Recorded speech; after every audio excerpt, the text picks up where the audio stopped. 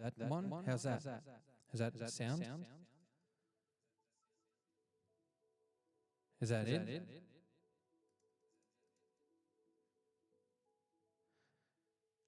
We have sound. Yes. Delicious. All right. It's good that we have sound. Sorry about that. I, as you can see, have been changing how this looks. So it looks a little different at the moment because we're going to play a game. That's what we're here for, right? We're going to play a game. And the game goes a little bit something like this. I have a big stack of games.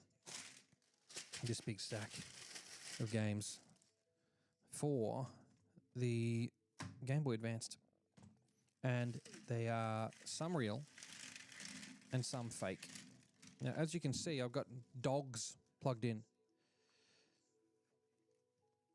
Dogs. Is that real or is that fake? Dogs is official. Dogs is real. ISO Rich just followed. Thank you so much, ISO Rich. ISO Rich. That's so funny. I love that. ISO Rich. Okay, we need to get this over here so we can hear these things too. We need to do a bit of a test as well to make sure that we can catch everything we need. You need to go over there. All right, let's just get this thing set up. So sorry, guys. Normally a little bit more organized than this. Every time I transition between a game, I get a little bit something, you know what I mean? Just a little bit less organized each time. I want to say welcome to ISO Rich. So let's get a big W for welcome to ISO Rich. Big W, welcome, ISO Rich. Thank you so much.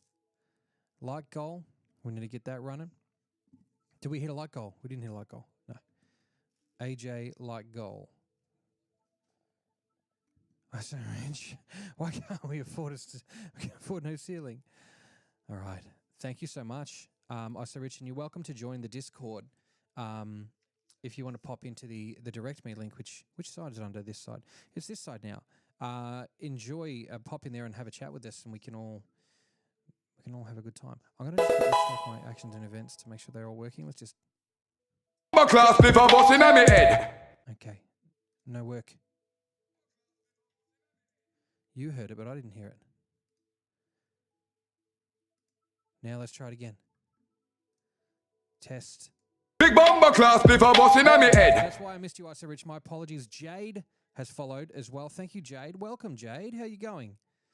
Really appreciate you guys coming along tonight because nothing's even happened yet, and you've still thrown a follow, so I appreciate you.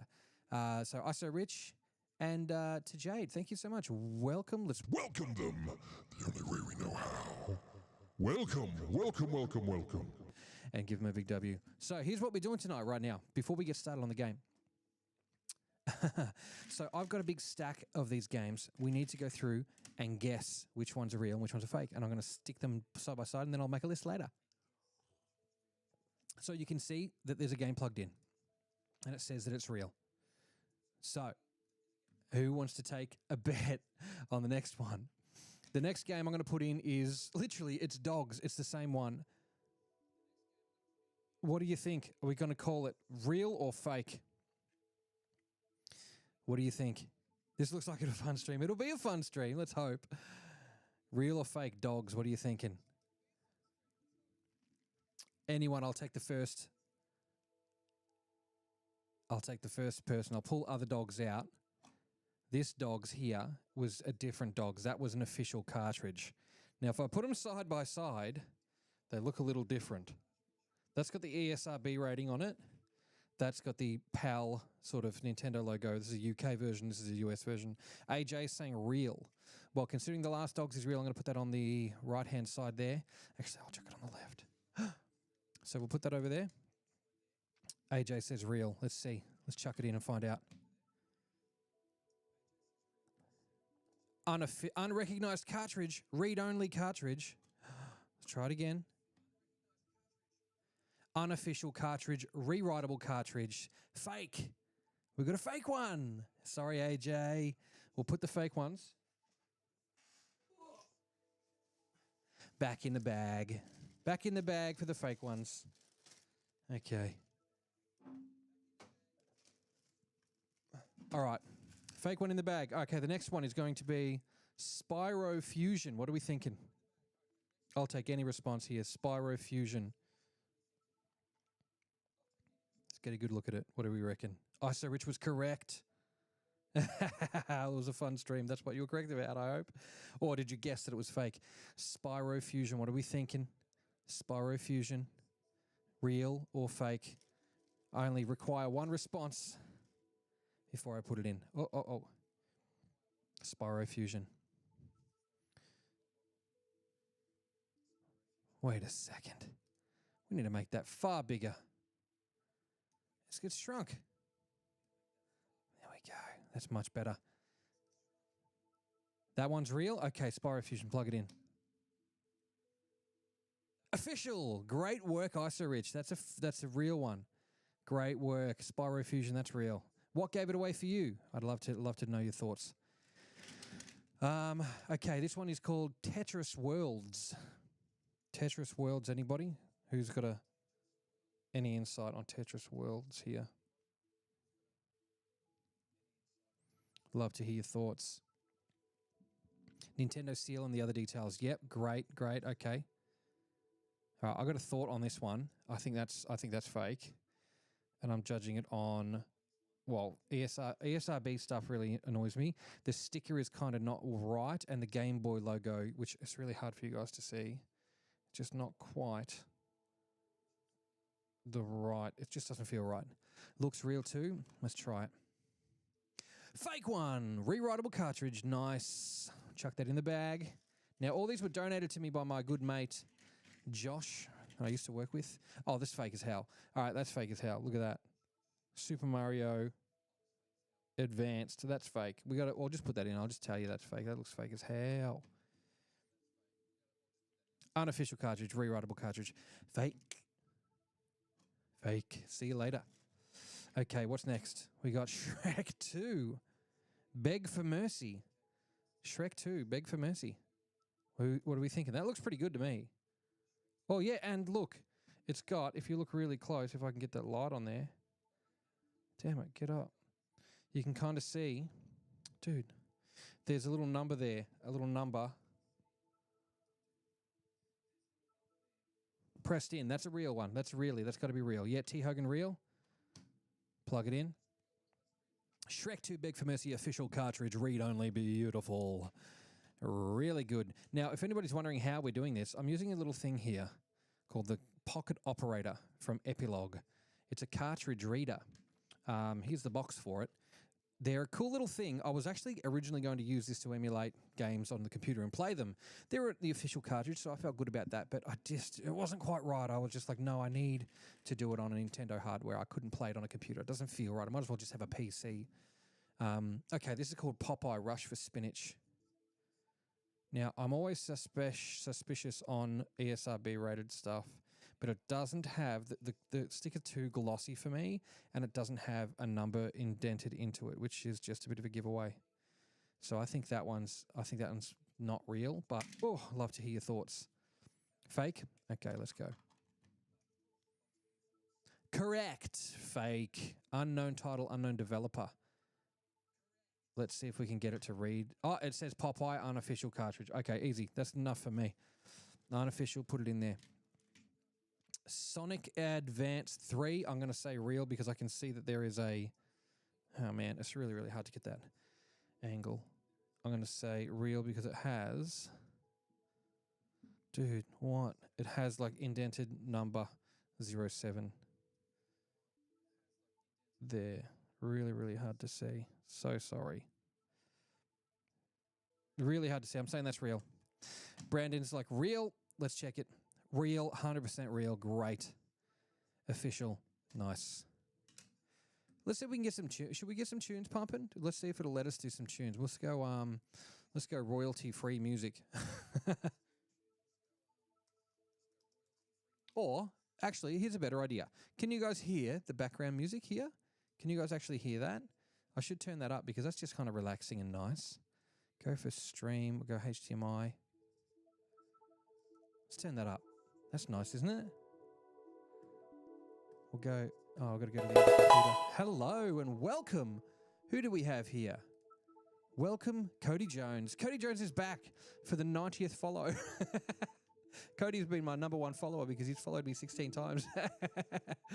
You can hear it now. That's great. Awesome, awesome, awesome. Welcome, Cody. How are you doing? Getting close to that new year, my man. All right. Okay, so we can hear that background music now. Handheld background noises. Well, it's coming from the real source too, T. Hogan. It's coming straight from the DS right here, which is where the video source is going to be coming from really soon once we finish. Big bomber class before busting on me head. What's that? Bomberclad is up for... Femka's in the house dropping bombs. Thank you, Femka. Amazing. Let's get a big W in there for Femka. I've got to move to this keyboard. Big W, Femka. Amazing. Good, mate. Bloody good. Bloody good. Hey, Cody, perfect timing because we want to know, is Shrek the Third real or fake? Real or fake? Shrek the Third. Tell me what you think. Does it look Shrek the Third or Shrek the Turd? What do you think? Let's hear it. Real or fake Shrek the Third? Anybody thoughts? Before I drop it in.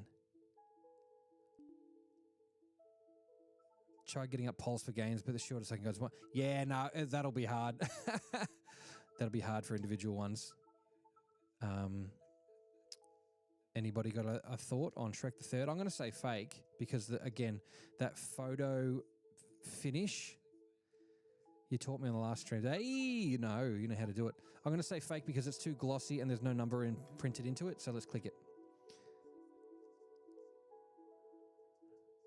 Unofficial cartridge, fake. It's a Fakenstein. Nice, no problem. Great. Rewritable cartridge.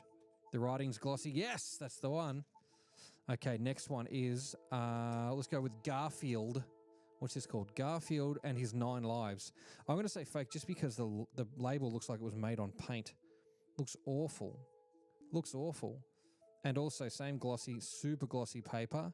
And the, yeah. It looks kind of stretched out or something, like pixelated. I'm gonna say fake. Let's put it in. Unofficial, rewritable. That's great. Fake one. Who's gonna fake a Garfield game? Who's gonna buy a fake Garfield game? Who's gonna buy a Garfield game? All these questions. Okay, The Incredibles THQ.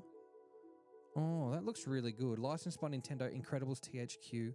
That looks really good, but I'm gonna say again, it looks kind of. If it looks fake, these are great fakes, by the way. I ate lasagna for me supper. That's awesome. It's not even Monday, and you got the lasagna. Oh, what is this? C-Foz. C-Foz back with that 1 month sub. C-Foz, let's get around C-Foz right now, guys. Let's get around C-Foz. C-Foz is a mod here too. So C-Foz, big W. And thanks for the support. C-Foz, what a champion. Thank you. What a ledge. C-Foz. Do you think Incredibles is real or fake? Let's put it down. Let's put it in. I'm going to put it in. Get ready. I'm saying fake.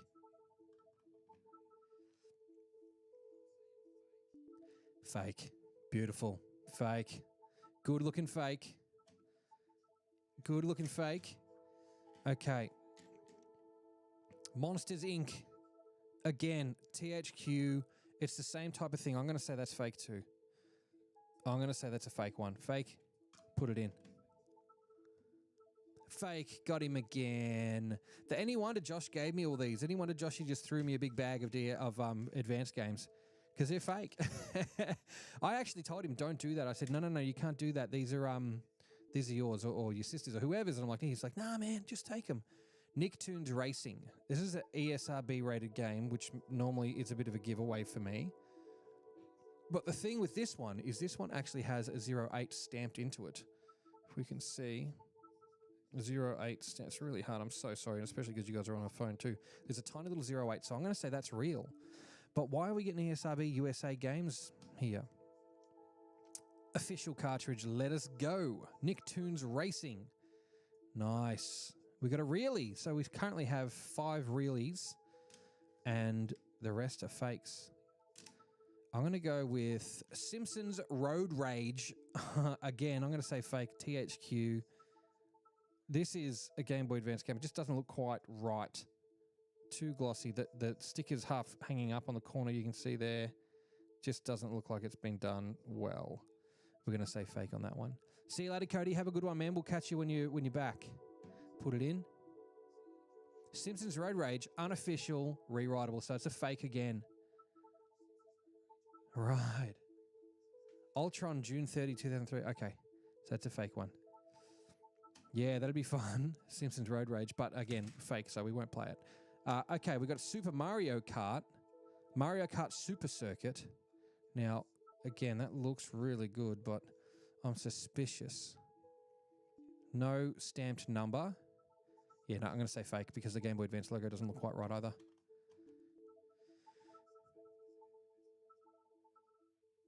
Is that unknown rewritable?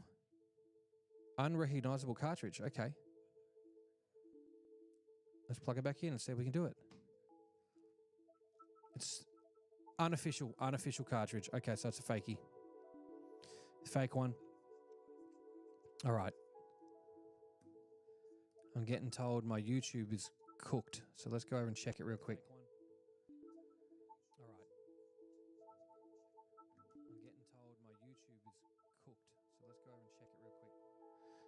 That's audio coming back through from there. All right, let me just say, what's wrong with it? The volume's not up enough, apparently, so we'll crank that. Let's hopefully that should be all right. What about there? How about that? Is that too much? That should be fine, right? Surely. Luckily, we haven't started the game yet. How is it now? Now, here we go. My brother's sending me messages. He's like, I can't hear you. Okay. All right, we're good now, hopefully. We should be right. All right, the glossy sticker. Okay, we've got a few more to go. This is Rayman. Oh, I reckon that's a really. Rayman. What do you think? Tim K, just let you know, YouTube, your audio is really quiet, but when you get a gift, it's extremely loud. That's much better. Thank you so much, Tim. I just had that message from my brother as well, so thanks, Tim. I've hopefully fixed that up. Awesome. So Rayman, barely visible, but has a number 19 in the corner. I'm going to say that's legit. We'll pull this Super Circuit out because that's a fakie. I'm going to say Rayman's real. Official. Beautiful. We got him again. Chris is all up in that. He reckons that's a good game. Not having much luck with the real games. I think considering that this bag of games came to me for $0, I'm having a lot of luck. Any real game out of here is a bonus. 1, 2, 3, 6 real games so far. Okay, there's 2 more to go, and I think they're both real. One of them is The Sims 2, apparently the greatest Sims game of all time, though I don't know how it fared on the Game Boy Advanced. That has a number just next to the 2. I'm going to say that's real. That's real. Yes! The Sims 2 official cartridge. Beautiful. I'm happy with that. Nice. I see now. That's not bad. Yeah, exactly. 7. Bomber class before busting on me head. Thank you so much for the big bomber cloud. Ethan, champion. Let's get a big W in there for Ethan. Big W, Ethan. I spelled it wrong anyway, right? Ihan. Big W, Ihan. Okay, we got this next game. I can't even see what it is. SpongeBob SquarePants plus Freeze Frame Frenzy. And that has 2 codes, a 00 and an E3 stamped into it. So that's kind of suspicious. See the 00 and... That's really, yeah, and an E3. Let's see. Official. Who knew? Wow. Okay. Official cartridge. Nice work. Okay. Pull that out. Now, this one I know is real. This was my mum's, I think, or my sister's game. It's Wario Twisted. No one's faking that game. No one's faking this game here. Let's plug that in. That's got like a whole... thingo on the top for the motion control. That's real. Unrecognized cartridge? Hold on. You're joking. Oh, thank goodness. Whoa. My God. Nearly got me. Cody's in there threatening everyone who doesn't hit the luck. He's going to go mental. All right, so that's the first lot at least, okay? So there's 3, 6, 7, 8 reels, and that one's from a different collection. And then our fakies, we had 1, 2, 3, 4, 5, 6, 7, 8, 9, 10, 11 fakes to 8 real. That's not bad. There's more, though.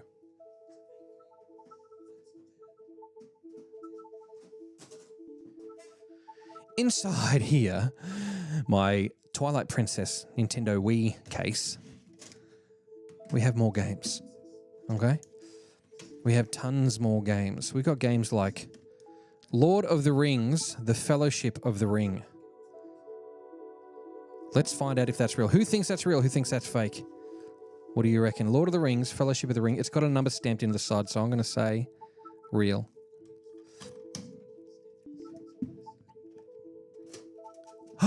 Nothing. Oh, it came up for a second. Put it back in, put it back in. Official cartridge. Okay, just kidding. No, Cody, go mental. It'll be good. Okay. Hard to fake a game with 2 games on the cartridge. Well, I mean, that's kind of what this thing. What is up? Fractured. Who is this? What is this? Fractured Fairy 4. Thank you so much, Fractured. That's great. Let's get around Fractured Fairy right now. Let's get a big W, and we're going to say it the only way we know how, which is... Welcome, Fractured Fairy. Welcome, welcome, welcome. Yes, the big W stands for welcome in your case. Fractured Fairy. Hope you're having a nice time. Oh, hang on. I mean, you... Yes.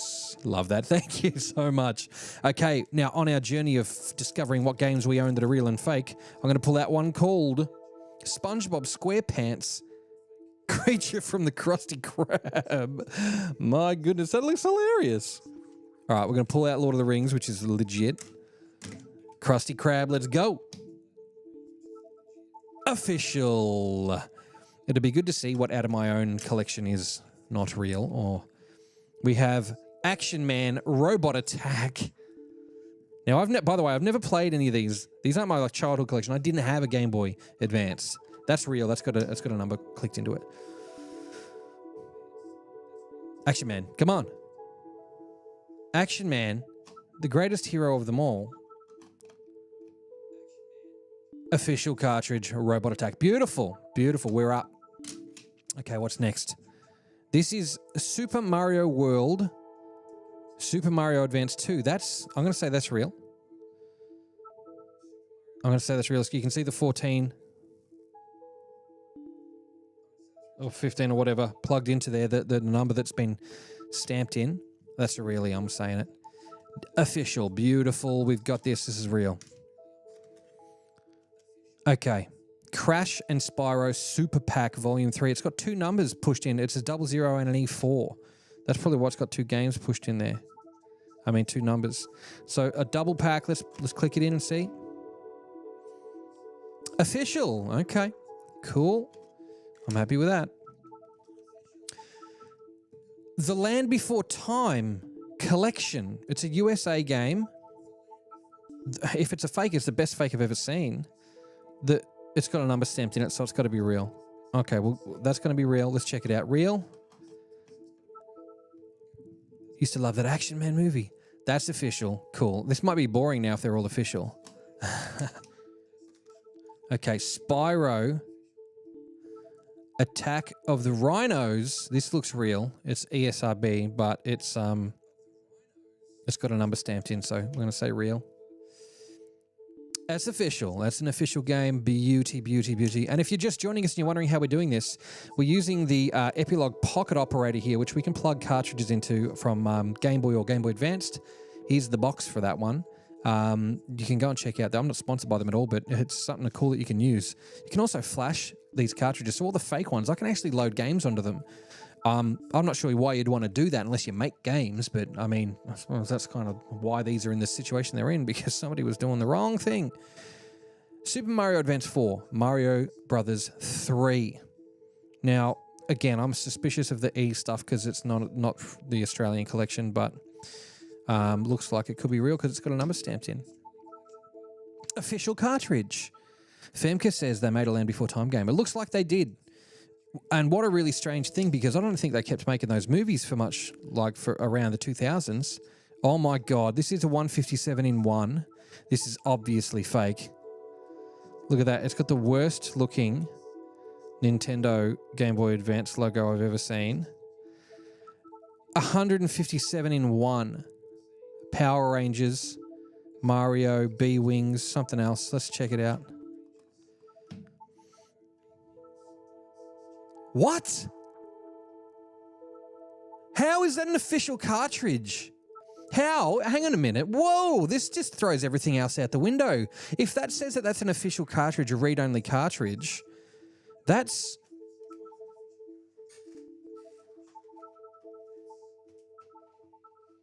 I'm going to pull that open. That's not right. That cannot be a real cartridge. It's a 157 in 1 cartridge. That's not normal. If it's, I mean, it can still be a read-only cartridge and not be real, but it says that it's Power Rangers Dino Thunder and it has that game as a picture on it. But I'm in disbelief right now. Hold on a second. We're pulling that out. We're pulling that out right away. Oh, it's got, someone's undone it. I'm undoing it right now. I can't believe this. I'm shook. Give me a damn look at that. Oh, no, that's the shonkiest thing I've ever seen in my life. That is not real. How did they make that real? Look at the blob on it. Nintendo stuff does not have the blob ever. That has to be one of the best fakes there is, even though it looks like absolute garbage. But if they can get that to read as a real game, who knows? Check your stuff, guys. Make sure you check your stuff. Dude, that's whack. That's, oh man. And they've even put a sticker over the back of the screw on the back too. Wow. Okay, but that does, look, no, you know what? I don't doubt the rest of them. I can tell the difference between the fakes. I trust my eye. But that definitely throws a bit into it. How does this thing tell if it's real? Just by reading it from the cart? Because it can tell if it's what type of memory or like RAM or whatever is in it. Well, apparently, but let's see. Harry Potter and the Chamber of Secrets. What do you know about the Chamber of Secrets? That's got a number stamped in it. I'm going to say real. Let's just check it out. 13 movies of the Land Before Time. Yes, I used to watch those as a kid. I loved them. I got them all on tape. Okay, official. Harry Potter. Beautiful. Very happy about that. Okay, we have... This one is called... I can't even read that. Tarkia Extreme Racer? I can't even read that. But it looks real to me. Let's put it in. Unrecognized read-only. Official cartridge read-only. We got it. Okay. Tarkia. Tokyo Extreme Racer. David A. Palmer. He passed away not long ago. David A. Palmer, he made some really cool stuff. I think he helped develop that steering wheel I was using. Really cool. He was a racing games sort of king. Easily fooled. Yeah, apparently so. Mario Kart Super Circuit. I'm going to say this is fake. I'm pretty sure it is. I've got 2 copies of this and neither of them are real, which annoys me. Let's try it out. Fake. I'm going to say fake. Unofficial rewritable cartridge. Fake. Which sucks because I really want that game to be real. Okay. We have Sonic 3 Advanced. Oh, that's kind of cool because I already have Sonic 3 Advanced, so there's a double up. That's nice. I think that's real. It's got a number stamped in it. Official cartridge. Beautiful. I'm going to put it on top of the other copy so I know that I've got a double. Metabots. Metabots, something AX, too small to read. Real or fake? What do you think? It's got a number. You can see that kind of glistening there. I'm going to say real. I'm going to show you, Ethan, I'm going to show you very shortly what they look like on the inside. That's real. That's beautiful. We've only got 4 more to go. Duel Masters. Senpai Legends? I don't know, too small to read. My eyesight's awful. I'm going to say real. It's got a number stamped into it, so let's say real. Duel Master Senpai Legends official cartridge, and we hit the 5K likes goal. So thank you so much, everybody. That's a legendary move. So early on in the stream too. Okay, 3 more to go. This one is Yoshi's Island, Super Mario Advance 3. I'm going to say that's fake because it's super glossy. It's just not looking right. It's fake. It's fake. Absolutely beautiful fake. No problem. It's I'm totally fine to have that as a fake. Two more. Okay, this is Yoshi's Island again, the exact same game. I'm going to say that's also fake, and I don't know why I have 2 fakes of that same game, but let's put it in. Yep, absolutely unofficial fake. Oh, there might be another couple of games, actually, now that I mention it. This one I know is real because this is the only Game Boy Advance game I ever bought, and I bought it to play on my DS. This is Dragon Ball Z, The Legacy of Goku 2. And when I cracked it open, I realized that I used to play this on an emulator before school time when I was a kid, and I didn't realize that it was a going to be a port of the Super Nintendo game. Official, beautiful. Now, I've just realized I've got a couple of games hiding. I'm just going to crack this open.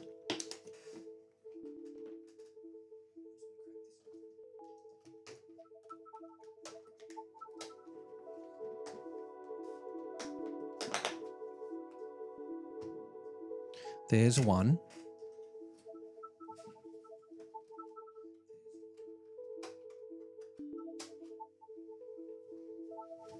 And there's another. Oh, and also there's a 396 in one, 69 in one. We know that's fake, so no worries about that. Now, these 2 games are very rare. One of them is The Legend of Zelda 4 Swords. Okay? Now, again, super glossy, no number punched into it. Fake. Let's say fake. I'm saying fake. I actually already know it's fake. I've done this one before. It's not coming up at all. Unrecognized cartridge, read-only cartridge. Come on, get back in. Unofficial cartridge, rewritable cartridge. Good, we know that is a fake. So beautiful to that. Now this one here, if this is fake, I'm going to rip my own hair out. This is The Legend of Zelda: The Minish Cap. Now, the reason that I know this is not fake is because, well, I only recently just bought it, and we have it boxed. So we've got this thing. It's been checked, tried and true and tested. And it's got the number stamped. It's 100% authentic. It's the PAL version, Australia release. Official cartridge, read-only cartridge. Beautiful, beautiful, beautiful game. We're going to be streaming that in 2025. So very happy to have that in the collection and on the roster. Now, somebody asked, oh, hang on, we'll throw in the 396 in one, 369 in one. What does that look like? Unofficial, rewritable, unknown, Spider-Man 3. Yes. That reminds me, I should have a copy of Spider-Man 3 somewhere. I know where it is, but we'll do it later. It's in with the Game Boy Micro. Now, somebody asked, what do they look like? What does a real game look like? What does a fake game look like? Well, let's get out The Legacy of Goku 2, because I know that that game's real. I bought it from an EB Games when I was a misguided teenager. And then we're going to get you out a fake game called Yoshi's Island, the fake game. And I don't even want to mix the screws up because I don't want any of these dirty fake screws touching my real games. But let me show you. Okay, this is a fake game. You can see the battery. Like, some of the games have batteries. Yes, that's fine. But you can see that chip there with the glob on it and the exposed pins and the exposed circuit board that's kind of been tacked onto it. Nintendo don't roll like that ever. It's not the done thing. It's dirty. It's got giant letters printed onto it. It's just not how they roll. Everything that Nintendo do is very, very clinical. Now, for comparison, this is a real cartridge. You can see there, it says 2001 Nintendo on the board. It's really tight. There's an actual, ROM chip there.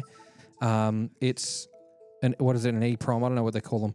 But on the back of them too, you've got these 4 like points there that are a bit of a giveaway. So there's a lot of ways you can tell a fake, and they always look gorgeous. They just always look really, really, really nice on the inside. But this thing here is rough as guts. The soldering is not even that good on the chip. It's just really, really awful. So that's kind of how you can tell the difference between the two. You're going to get some discrepancies in those kind of ways. But also, if you want to look at the cartridge itself, it's really hard for me to show on the stream, like, because I need to have like a camera with a magnifier to show it. But there are some really subtle differences in the molding there. And like I say, the reproductions, they're beautiful. They're really, really well done. And you wouldn't even know that you're not playing an authentic game if you weren't aware. You know, obviously they tricked a lot of people. You can get these things at markets for $15 and people would just buy them and use them like they were real games. But there's something like this arch over the top here can actually look really quite soft on a fake game. Just ever so slightly either soft or too hard. There's actually a little bit of a difference. Now you can see if I can get the lighting right on the word Game Boy Advanced here. See that? Game Boy Advanced. I want to show you the difference between that and a fake. Let's put them together.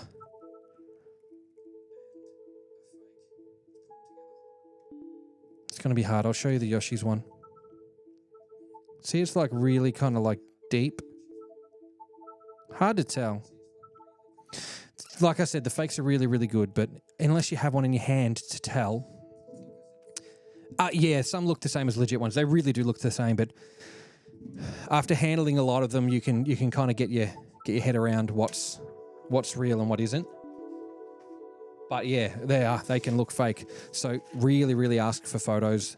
It's worth investing in a tri-wing screw bit just to be able to crack them open yourself. So pop all the fake ones in the bag.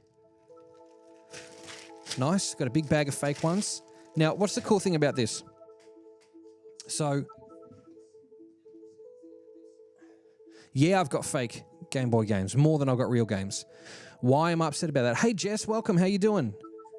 We've just been testing out some real GBA games versus fake games. I'll throw one in there just so it looks nice on the screen. So, why would I be okay with that? Well, because it opens up an opportunity to do something cool. Bomber class before busting on me head. Thank you so much. Thank you, Jess. What a legend. Let's get a big W for Jess, everybody. Let's drop a big W for Jess there right now. Hang on, I'm going to get this keyboard over here. Let's get it over here. Click on the thing and go big W Jess with an exclamation point because you deserve it. Thank you so much. Really appreciate it. So yeah, I've got a bunch of fake GBA games. Why is that? Why am I okay with that? Well, there's bigger things I'll have to worry about. But it gives me an interesting opportunity with my Epilogue GB operator. I can write over the games pretty much. So, I mean, I don't play emulated games and I don't play fake games, but what I could do, if I ever felt like, I don't know, jumping on a thing called Godot or Godot or whatever you want to call it, I could make a game and I could put it on the EEPROM. Bomber class before busting on me head. Thank you so Tim with that ice cream, man. Thank you so much. Big W for Tim, guys. Drop a big W for Tim. Big W Tim, the ice cream man. Thanks, brother. Appreciate it. So I think that's pretty neat. Like if I really wanted to do that, there's the opportunity there to try that. So I think that's kind of cool. But also, I mean, the more I have, the less are out there on the road, on the street, in the real world, people trying to rip each other off. So I'm quite happy to look after them so that somebody else doesn't get ripped off. It's awful out there when people are trying to take advantage of one another by selling them fake products. So definitely try to find YouTube videos on it. If I can make one, if I get a chance to make one, I can get that camera looking at it real good and really explain the difference. I don't have a thing that is called pedagogy, the ability to teach. I don't have that. Oh, any wonder I'm looking so dark in the face. There we go. Just that little bit of, that color pop, that little boost. Just off to the side there. There we go. It's just look at that. It's like, it looks like that's makeup. There's a little bit of shadow. You can see, oh, his nose. Oh, look at that. It takes it away, makes it look nice and small. Look at me. Get on my Real Games Rally Express. Oh, my God. Oh, dude. That is funny. Now, I had planned also to maybe open up a couple of Pokemon card packs, but I think we're going to do that another night. Or maybe I'll just do it on my own for fun. Or maybe I'll do it in the Discord. Who knows? But we've spent enough time doing that.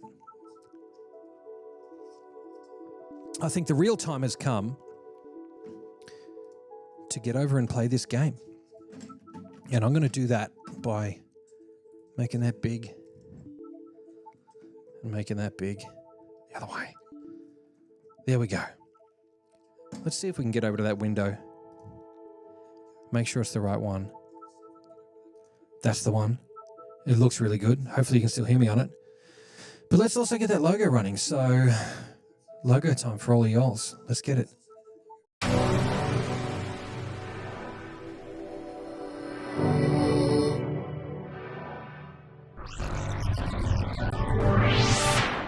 Welcome back. It is me, LFG Prime, and we are playing a brand new game from 20 years ago, so it's not really Brand new. Did I put on an Irish accent?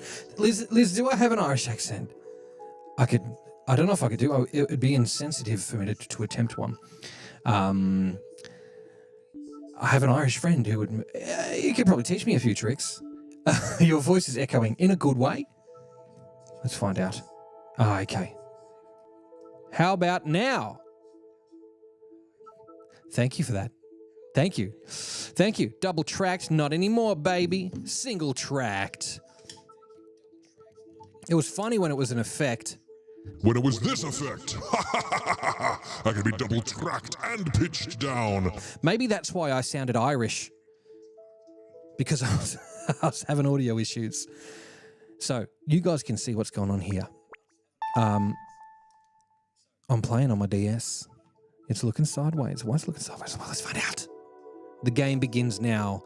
This is Last Window, The Secret of Cape West, the sequel to Hotel Dusk. This was donated by Bucifer, who may or may not be in here right now, but if not, Bucifer, you can watch this on the red app with the play button later to catch up. Let's get in.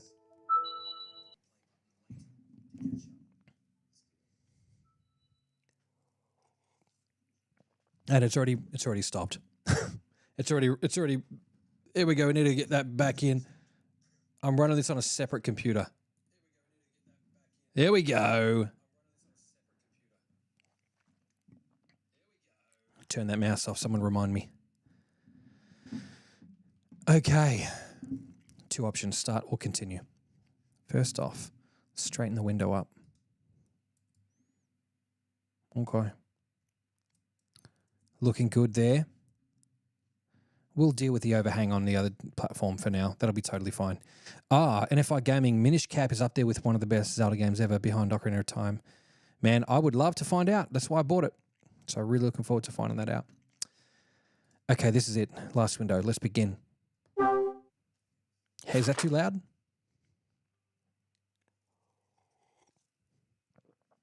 We'll find out.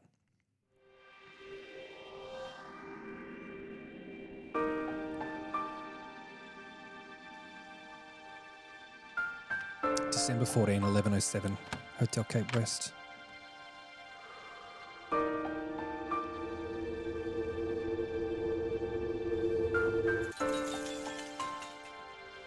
It says prologue up on the top. Okay, so we're zooming into a building. I know this is going to be loud. I'm sorry. Ooh, there's a death.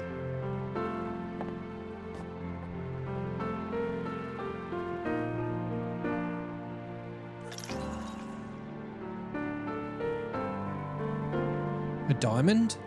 Okay. 1967 Los Angeles. 10 p.m. at Hotel Cape West.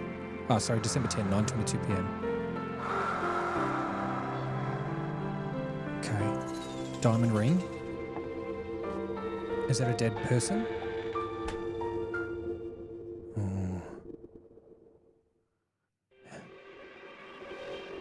1980, Los Angeles.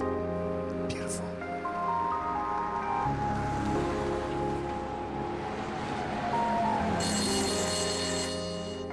Too loud? Oh, sorry about that. We'll send another salesman along right away. Rachel, find out where the hell that bozo Hyde is and what he thinks he's doing. 10:45 a.m. East 7th Street.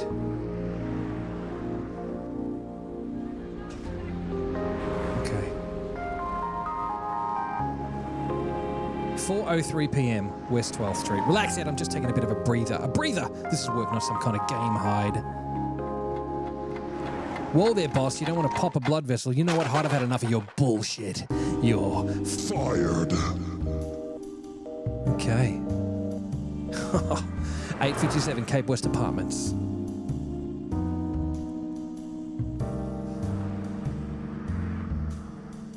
Kyle Hyde arrives home from a firing at work. He walks up to his doorstep, up some steps, sees a lady leaving with a hat on. He's like, huh? Haven't seen that broad before. She steps into the car and closes the door, winds the window down and tells him to Fuck off, you wanker. on the way out. Sorry. He left.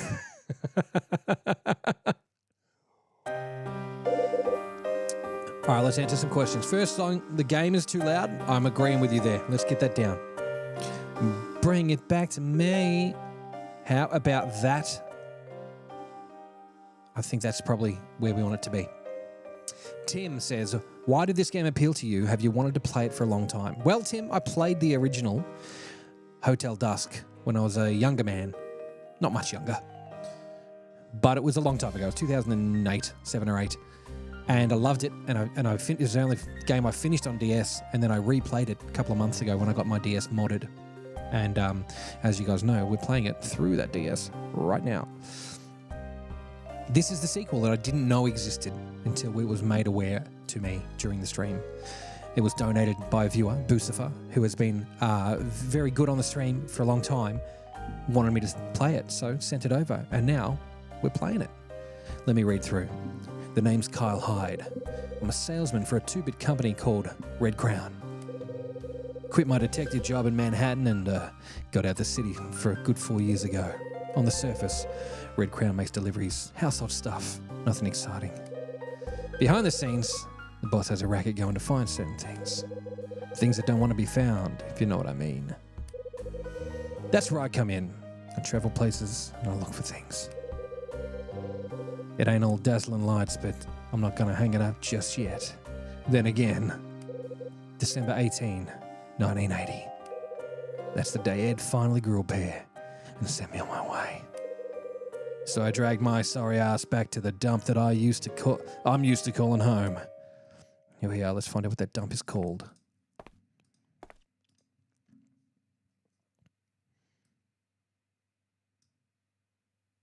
Oh, this is me. Let's click on the door. There we go. I've got responsibility. Chapter 1, December 18, 1980.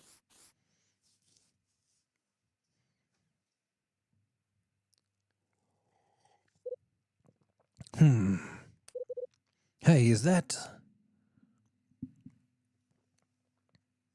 It's just some guy. All right, let's look around. I am the red thing, and I control by putting my cursor, my pen stylus down, and I can look around the place and click on certain things. I can look with the magnifying glass, and see that? I can look around by grabbing and dragging this particular part of the area, and then I can click on things in the room. Doesn't seem to have a bulb in place, but I'm sure it would work if it did. Is it just me, or has there been more junk delivered to the lobby than usual? Maybe something's going on. So he has no idea what's happening. What's this? There's a load of cardboard boxes piled up next to the wall. They look pretty full. I'd say somebody went a little overboard with the packing tape. The music, you're going to love the music in this game, Tim. You're going to love. User 77019, I don't know what that username is, it's long, but this game is too good. I'm glad you think so. I really am. I don't think it's going to be a big draw for the stream, but I'm going to love it too. So, what's in this drawer? There's a big drawer for the stream. A large wooden cabinet complete with doors and drawers. Empty ones. Nothing in here. But aged wooden bookshelf. You can see some graffiti on the back of the shelves. Classy.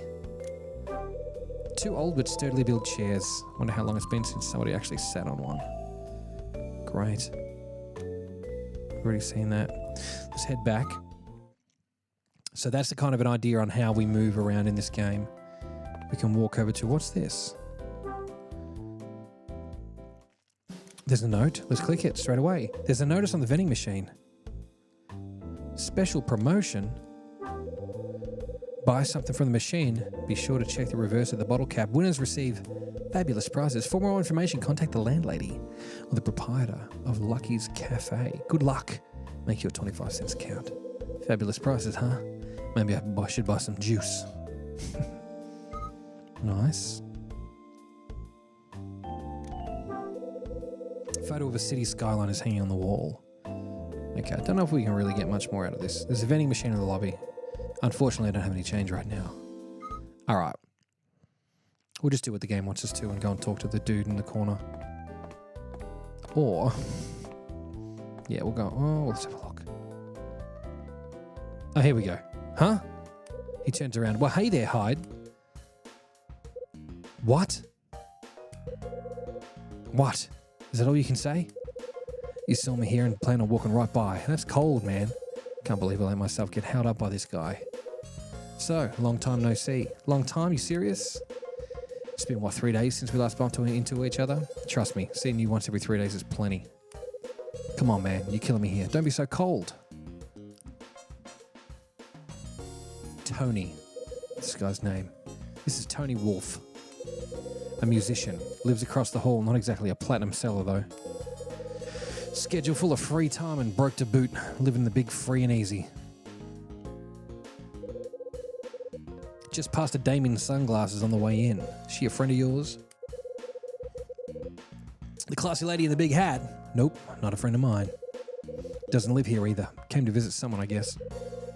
At least I don't think she lives here anyway. Helpful, Tony. Real helpful. Ah, come on, man. You in love with her or something? No, just curious. Hey, thank you so much, guys. We have smashed that 10k like goal. Cody Jones probably on his own has done it. What a legend. Thank you so much, Cody. Let's get a big W in there. For Cody especially. And a big W for the like goal. Thank you so much. Yeah, sure. Give that brain cell of yours a rest, why don't you? Speaking of a rest, I've got somewhere to be. So you're taking off already. Not exactly the chatty type, are you? No chit-chat for your old pal Tony? The options are, is this guy for real? Since when have we been close friends? Or this guy think we're joined at the hip or something? I'm going to go with the bottom one. Have you always been like this, Tony? What do you mean? Man, I thought we were best of buds. We've been tight since you invited me for dinner that time. Invited? The way I recall it, you barged your way into my room and tried to chow down on my takeout dinner. Is that how it looked? Eating another man's food ain't the best way to make friends, you know. Didn't realize you'd taken it so hard. I mean, who decides what's cool and what isn't between friends? I described you as many things, Tony, but a friend ain't one of them. We're just, acquaintances. That's so. Didn't have you pegged. Such a cold hombre. I'm cold, all right, especially when dealing with the likes of you. Now that's harsh, even for you. I'm not a robot, man. I got feelings, What are you going to do, Tony? Take a swing at me? Like you did last Friday? It's all coming out now, huh? I told you I had a drink and messed with my judgment. A drink? I say had pretty much drained the bars reserved. You were drunk and on a mission, Tony. This is getting heated. This is getting heavy. This is getting crazy. Boosterful, welcome. We're in. You have not missed much. You have not missed much. And if you want to catch up and see the start of this one, you can head over to the red app with the play button over there, which it'll be backed up in a playlist called Last Window Secret of Cape West. So don't stress, you won't miss a damn thing. You had some funny idea about spray painting your apartment. When I stepped in to stop you saw red and went for me. You sure that's what happened? Besides, I thought we put that little incident beside us. Behind us? By my count, that makes 3 times now. You're just a loser when you're drunk, Tony. And the worst part is, I always seem to get pulled into mayhem. All right, I get it. I swear I'll never cause you any strife again. Cross my heart, man. Yeah. And the rest. Why have I got a funny feeling of deja vu right about now? I ain't no fortune teller, but I'll predict hearing it next month too. Are you for real? Next month, yeah, that's rich. You know damn well there won't be any more of our little chats next month. Now, interesting. So last night I did a little bit of a preview on this game, and we chose the top option where Tony asked for $1,000. So I wonder if this is going to affect our game and we don't know about it. So, interesting. We'll see how we go. Are you leaving this dump, Tony, or all we got left meaning? So we'll go for top option. What's that supposed to mean? You found yourself somewhere classier? Maybe I have, but what do you care? Seriously though, you clearing out? Why so surprised? I mean, it's not like I'm the only one. Try to keep more control of yourself from now on. I got to split. So we didn't get any information. We didn't get any information because of the two options that we chose. Very interesting. Okay, but I know what the information is. And Tony did not give us anything. Let's see if we can talk to him again. You got a moment? What's up, man? Something about what Tony said got my attention. Are you for real? Next month? Yeah, that's rich. You know damn well there won't be any more of our little chats next month. When's he clearing out? More importantly, why? What's with you going all quiet all of a sudden? Hey, Tony, let me ask you something. Why are you leaving all of a sudden? Why are you so keen to leave all of a sudden, Tony? What? You kidding me? After we got that letter, I really didn't have a choice. What letter is he talking about? What letter? Let's ask. What letter are you talking about? Man, I'm talking about the letter Mags Patrice sent out. Mags Patrice. It was all made plain and simple in there. Which letter would that be? Tell me you got the letter. We all got them about a week ago. Everyone in the building got one. First I've heard of it. You serious? You haven't read the letter? You call me irresponsible? What a joke. Candid, Tony. What are you talking about?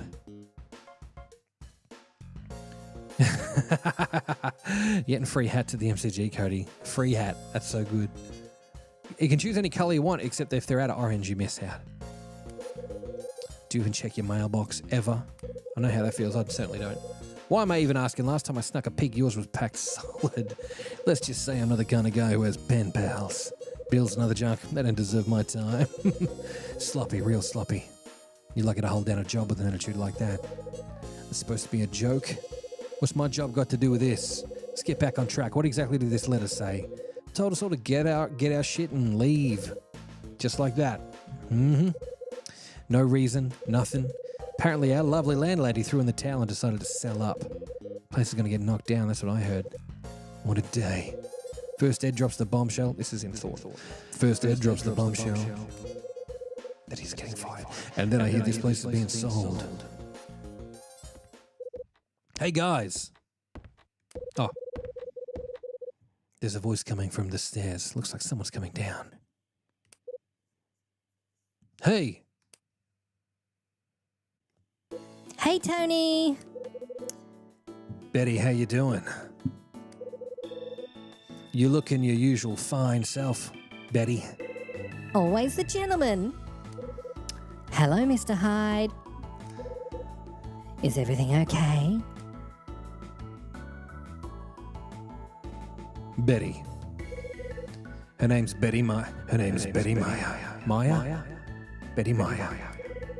Rents room 203 and sells trinkets at a little accessory shop nearby. Always polite to everyone.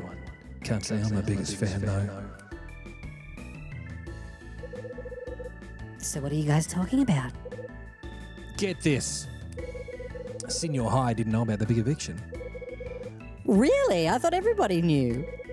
Except me, apparently. Tony was just filling me in. Hyde, being less informed than me, you couldn't help make this stuff up. Claims he never knew. Claims he never even saw the letter. would have just gone about his normal routine if I hadn't broken the news. No way. How could you not know? That's pretty funny. Yeah, that's right. Laugh it up. Oh, I'm sorry, but you have to admit it's pretty ironic. Oh! Thank you. I just dropped my DS. Damn. Let's get a big ups real quick to Ultimate Enforcer. Thank you so much for the follow there. Let's get a big W in there for Big W, Ultimate Enforcer. And I want to say it in the real terms. I want to say, Welcome to the Ultimate Enforcer. Please enjoy yourself. This is a strange change of pace. We're not raging on The Simpsons anymore. We're playing this nice, smooth murder mystery game called, what's it called? Last Window. Welcome and thank you and thank you and thank you. Let's do some more Betty voice. Now that I think about it, it kind of fits nicely with your personality. My personality? Type B, Mr. Hyde, you always act so focused. Then again, I guess we all have our quirks. Enough of the character profiling, Doc. They always act like we're sharing a college dorm or something. But the truth is, we barely know each other around here. Hey, Betty, you got a place lined up for after you moved out? What do you mean? You know, like somewhere to stay. Oh, that, yeah. I'm all set. Lease is signed and sealed. In fact, I'll be out of here next week. Wasting no time, eh?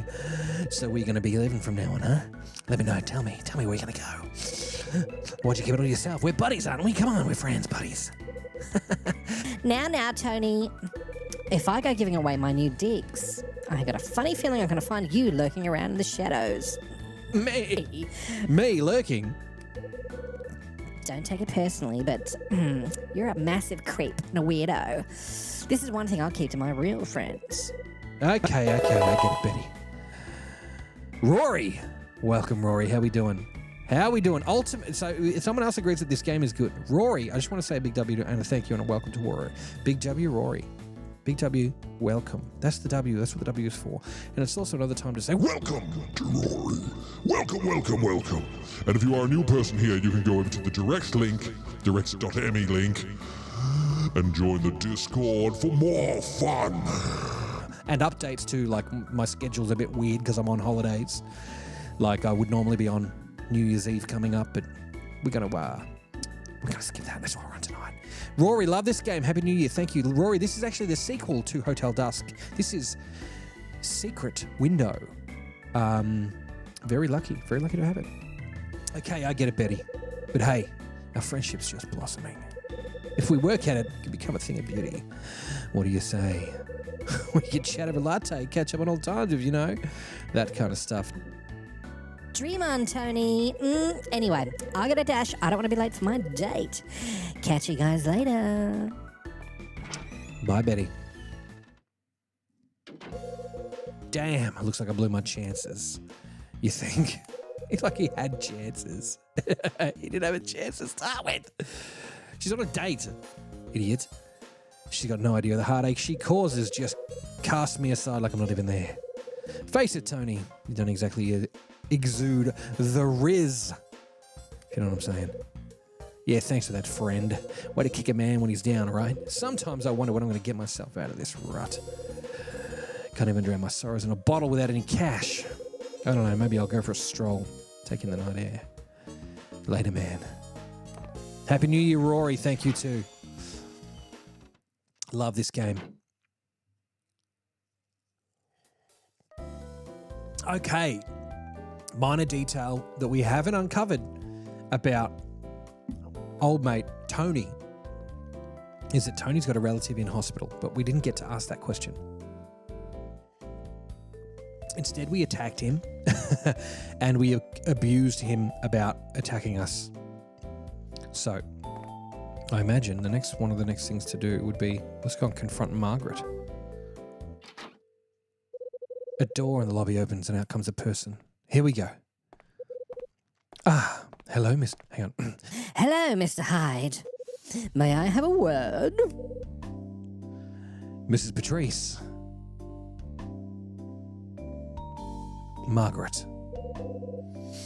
Her name is Margaret Patrice, owner of Cape West Apartments. Lives here on the first floor. Took over when this place was a rundown hotel and fixed it up into apartments.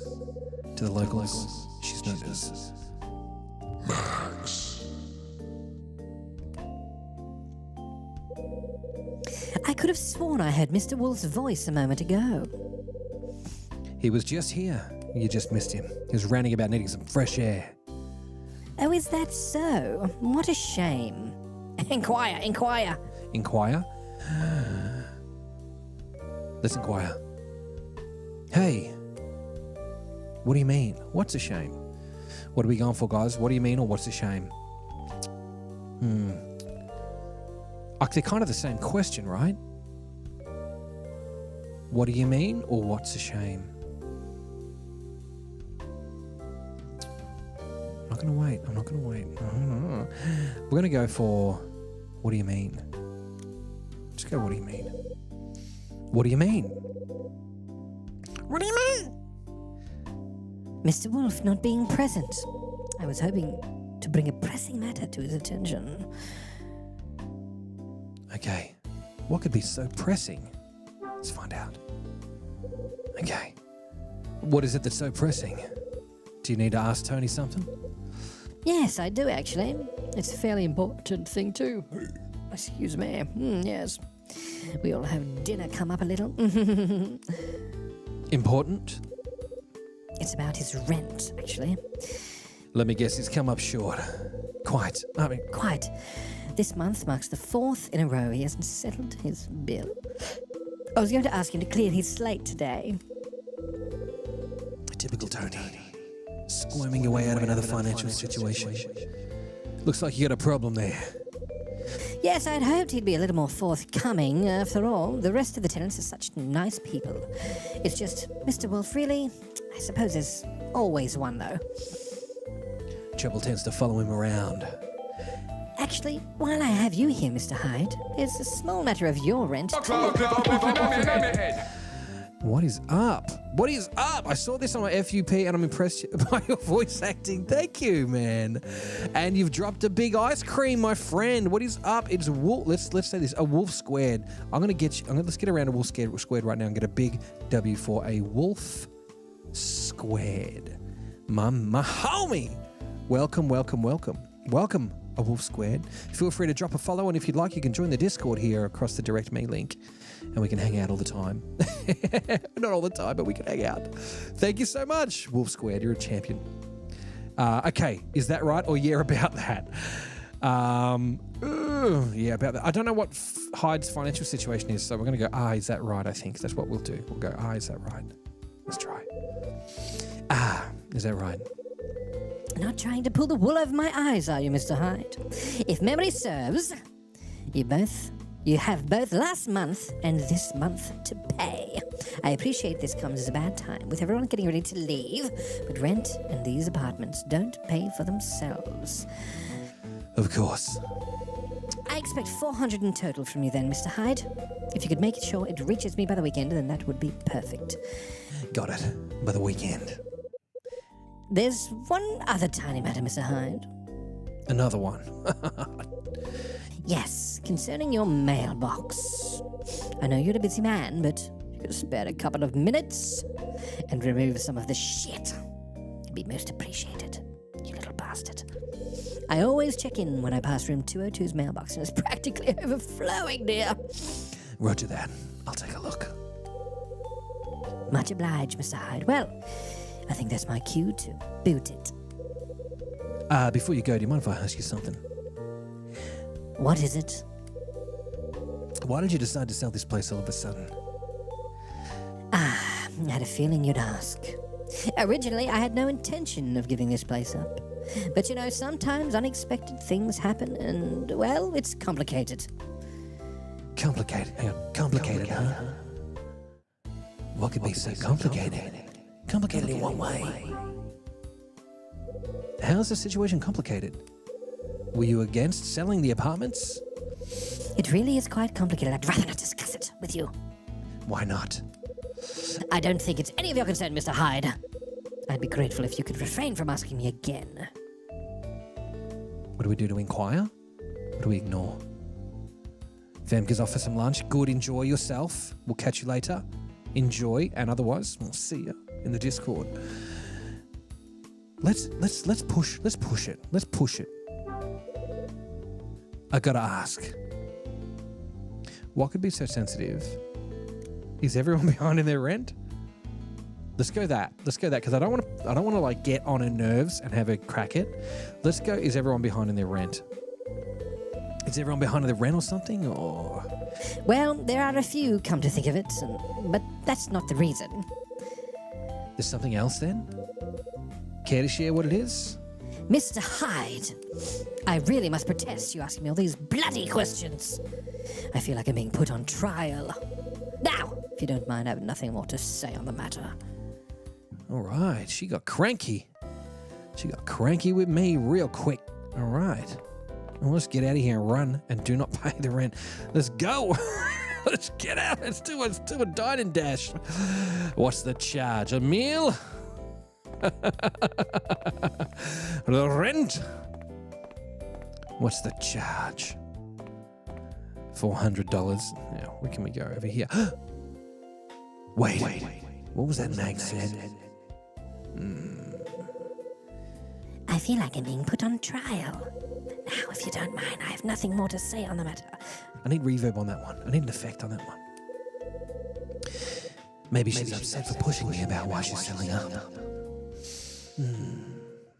Okay. What? Oh, well, I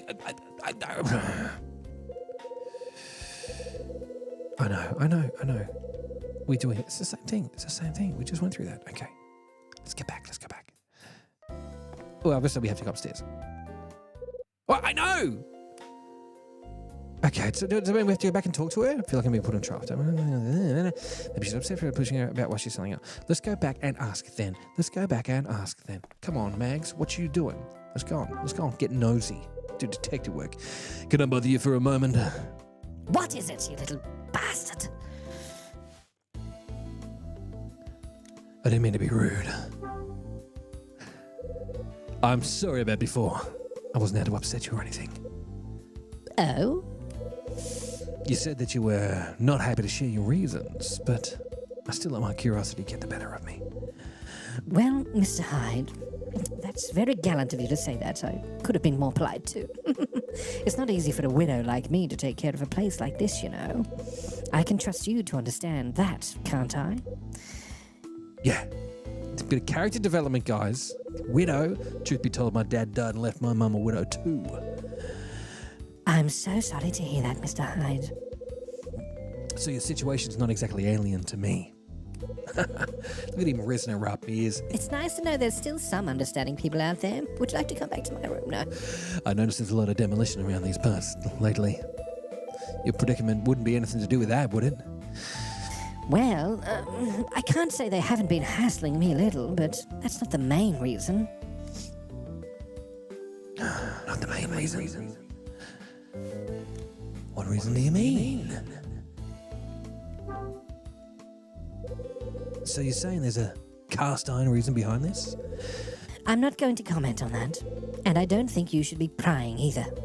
Please don't pay it any mind. Right. I'm sorry things have turned out this way, Mr. Hyde. I really am. I think it's time for me to be on my way too. Bye-bye. Mags headed back into her room. $400 by the weekend.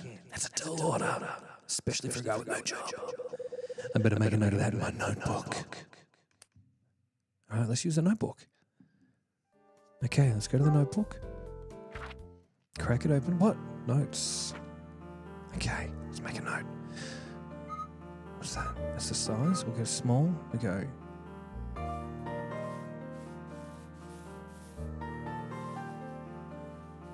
$400 rent by weekend.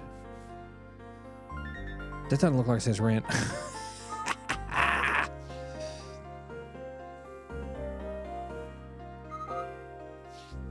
Let's change that up. $400 in rent by the weekend, okay? Great. Now that we have that in the book, will remember. We have 6 pages now instead of 4. Oh, why is that in there? 7, 7. Was that a 1? But it's in there. Rent by the weekend. Okay. Nice. Let's save while we're here. We're going to save. We'll put it into slot 3. Because the other one's someone who played in 2010. We'll put it into slot 3. Confirm. Great. The red app is on the Switch. Sound is all the way down. Okay. Oh, $400 right. Oh, Sean is watching on the Switch, but I still have this open, but my sound is all the way down. That's so cool. Yeah, you can get it via the store. That's super cool. That's really, really great. I'm glad. That's so good. Okay. We've saved it. Let's check what's in our bag while we're here. We haven't even been up to our room yet. We've got the room 202 key and a pager, which we're going to have to hand back to our boss, our former boss now. Okay, we can finally head upstairs. She's right, I suppose. It's about time I bit the bullet. Check out my mailbox. Okay, so it won't let us go upstairs until we check out damn mailbox. That's here. Let's check it. All right.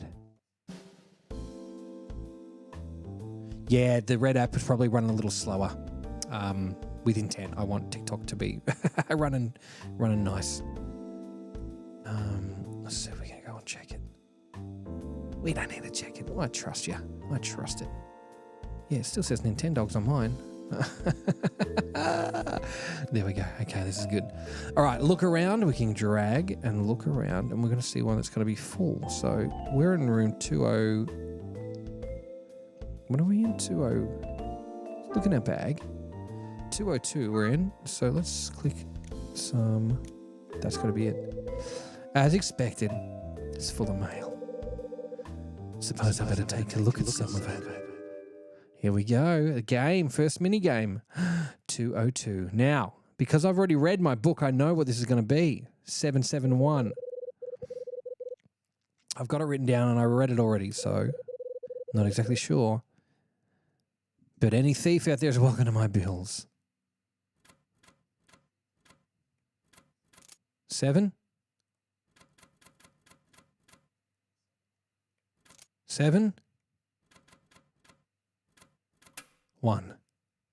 Did it. Nice. Oh, look at all that stuff fall out. His face, that's so good. Did I have some money fall out too? That's wild. Been a long time since I saw this much mail jammed in there. Now to find a one from Mags. Okay.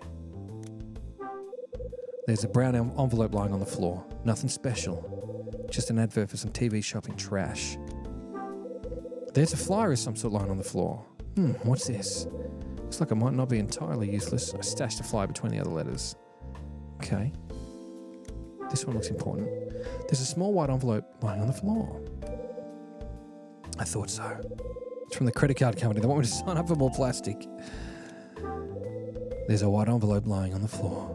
Bad news, I expect. Oh, my phone bill. No point opening that. I rarely use the thing. And then this. Here we are. The eviction notice. I pick it up from among the mail. The eviction notice reads the following. My dear tenants, after much deliberation, I have chosen to sell this property. The new owner plans to have the building demolished. So it's my unfortunate duty to inform you of the need to vacate at your earliest convenience. Further information will be posted on the notice board in the coming days. December 10th. According to the date, this thing arrived about a week ago. Pick it up. I pick up the mound of mail, put it in my case. Nice. Cool, so we got some things happening here now. There's something in the leaves, in the back. Useful information. CFOZ says, what if the earliest convenience is never? Well, exactly it. It's definitely never. Okay, so this is a little bit of a, what is this? Advance through message text as shown. I can use the R button or the A button, or I can touch the screen, or I can use plus on the control pad. Nice. Fast forward. press and hold either the R or A buttons, because you would normally have this held up, like pick the DS up. I can hold it and push the button with my thumb. So that's kind of cool that it's got that ability. Or the control pad to speed up the messages that I've read before. Quick walk. To walk quickly, press and hold the control pad in the direction you wish to go. Or touch an area far away from yourself. They've really improved on the last game. They have really improved.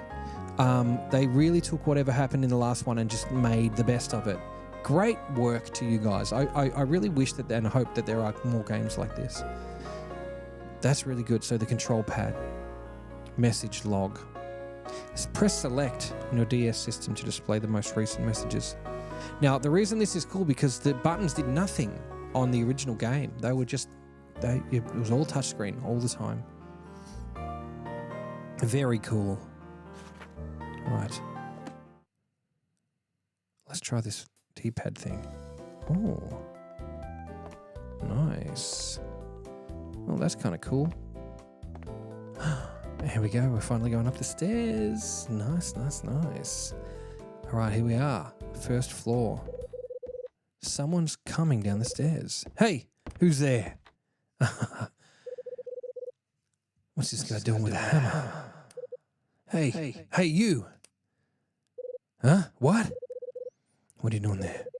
Me? What am I? I was just wandering around thinking about a few things through with a hammer. Thinking, you serious? Yeah, is it a crime now? And I suppose the hammer helps you concentrate, right? You want to tell me what you're really up to? This? I use this to fix the place up. Fix the place up? Yeah, that's right. I was checking down the hallways and doors, making sure it's all ship-shape. It's going to get demolished. What up? Dylan, you son of a bitch. Guy goes by the name of Dylan Fitcher. Lives in room 304. He's a plumber and a general handyman.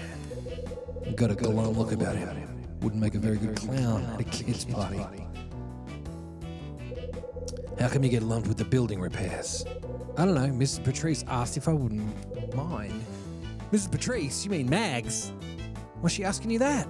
Yeah. She must have noticed I got all the tools already and got a hammer, a spanner, everything I need to fix the plumbing. That's why she asked you. It must be convenient to have a free handyman. I guess so. I guess I'm the only one who didn't know you took care of all this. Could be. You're the only one who's ever quizzed me like this. Yeah, well, can't be too careful. Why are you even fixing the place up anyway? It's going to get torn down, right? Sounds like a big fat waste of time to me. Mrs. Patrice was very clear. She told me to keep the place in good order. Right up until the last day when the deeds change hands. Interesting. Anyway, I'm going to rush. Dylan pisses off. Right. Okay, Dylan. Nice to meet ya. Let's have a look around. What have we got in here? Another picture on the wall. I wonder if it's an Oster zone. It's a painting of some beautiful natural scenery. Nothing. There's a light fixed to the wall. It looks like it's been here for decades, but someone's taken good care of it. Just a bench. Some of the slats on this bench look new, like they needed to be replaced. This bench has been broken for quite a while. There used to be a sign saying not to sit on it. It was only repaired pretty recently. I hadn't even noticed. Okay. That's some sus stuff, man. Hang on, can I read that thing on the wall? Let's go look at that wall again. Got to be able to read that. No, we can't read it. Okay. Interesting. Hey, I can look out over the edge or what? No. Okay. 206, 205. Let's just go down to our room. What's on the wall here? Nothing we can see. 203, 204, and what do you know? Yeah, our room is in the same place as room 215 was in the last game. That's hilarious. Okay, let's get in. Shawnally says I'm calling it's not getting knocked down because why repair it? Example, GS High School. Yeah, man. Hey, they put something else there. I just drove past a couple of days ago. Looks really good though, but they kept that gym room. That's really good. Let's go in. Yeah, it's locked. Okay, so that's a pain. You got to go and get the key out. Use the key to get in the door. Thank you. I like how it gives you some prompts this time at least. I used my key to unlock my door. What's that? Something jammed in the door, catches my eye as it falls to the ground. What the? Well, what was actually that? A burp. Pick that thing up, baby. I pick it up and take a look. What the hell is this? No name, nothing. Dun-dun-dun-dun. Looks like I got me an anonymous letter. Okay. I take the anonymous letter and enter the room. Imagine if you spoke like this in your daily life. All right. Shawnee says they also kept the murals that my sister helped make. Lol, she ruined a pair of jeans making that. Oh, that's beautiful. That's so good that they did that. Did she go there? That's so good. Okay, what's Kyle say? Damn, I got to be out of this place within the month. Didn't see that one coming, did you, Kyle? What do you mean? Is there another Kyle in here? Oh, didn't see that one coming, did you, Kyle? That's what he means. Now, trust me, it looks a little different on your screen. But on my screen, obviously on the DS, it's separated a little bit by the hinge. So that's why it kind of looks that way to you, but it looks a little different to me. So don't panic. You're not missing anything vital to the game. So I'm just going to make sure my stand is going to work. Here we go. Maybe I'll take... Okay, is that going to work? Shawnee says yeah, she was always late getting up for school, so I was always late to kinda. I'm going to take off this. I've got a case on my DS. I'm going to take it off so I don't, like, overheat it and stuff, because it was overheating last time when we were playing. So, and it also sits in my stand a little nicer. Yeah, that's much better. Nice and fresh. Nice. Okay, let's be quiet. Let's look around Kyle's filthy apartment. 2 steps. Chucks his briefcase up. I place my suitcase on the table next to the wall. My trusty case has certainly seen its fair share of action. It feels like I've been dragging around the thing all my life. Inherited from my old man after he died. Started putting it to good use after quitting the force, working for Ed. Since then, we've pretty much gone everywhere together. Dropped my jacket on the sofa. Right. I should take another look at that letter. Crack that letter open. What are we talking about here? Yeah, right. It was easy to knock over, Shauna. That's cool. CFOS went there. It was not a great school. I was made to go there because my mum went there. KFC! KFSC! Shawnee says he drops his jacket, but H is still wearing it. He's got a blazer on underneath the jacket. Over the top was like one of those shell jackets. I open the envelope and unfold the note. Inside I find a typed letter reading, Item, locate the Scarlet Star, which disappeared at Hotel Cape West 25 years ago. Scarlet Star! An order? What kind of order is this? Getting an order directly from a client never happens. This is going to be some sort of joke. I put the letter on the table. We get a phone call. Is it going to be Rachel? Is that the phone? The ringing suddenly stops. That's weird. Okay. The lamp on the answer phone is flashing.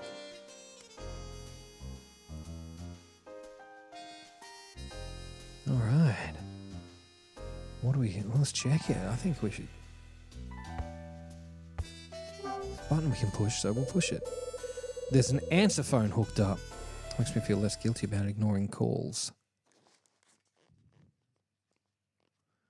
Okay, let's push the button and hear it.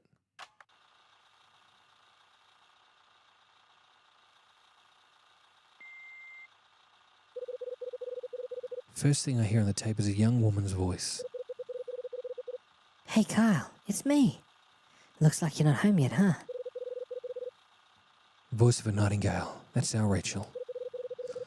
You've really pushed Ed off the deep end this time. What are you going to do? Don't get blind drunk and do something stupid, okay? I'll call again in the morning. Damn. Looks like Ed wasn't just letting off some steam this time. Beep. Looks like there's another message recorded. I hear the voice of a man I don't recognize. Kyle Hyde. Who the is that? I've got an order for you. The request has been taken directly to your room. Done. What did he say? The request was brought directly to my room? At least there's no doubt where that letter came from now. I knew there was something not quite right about that letter. I'd better take another look. Okay. Cody Jones is back. Nice. Welcome, welcome, welcome. Okay. Shauna Lee says, oh, your Temu package is here. Whose Temu package? Oh, mine. Been delivered directly to my house. Okay, is this like the Seinfeld place? It's like a trapezoid-shaped room. Okay, we've got to go back to the table here. We're going to look at our note that we need to have another look at.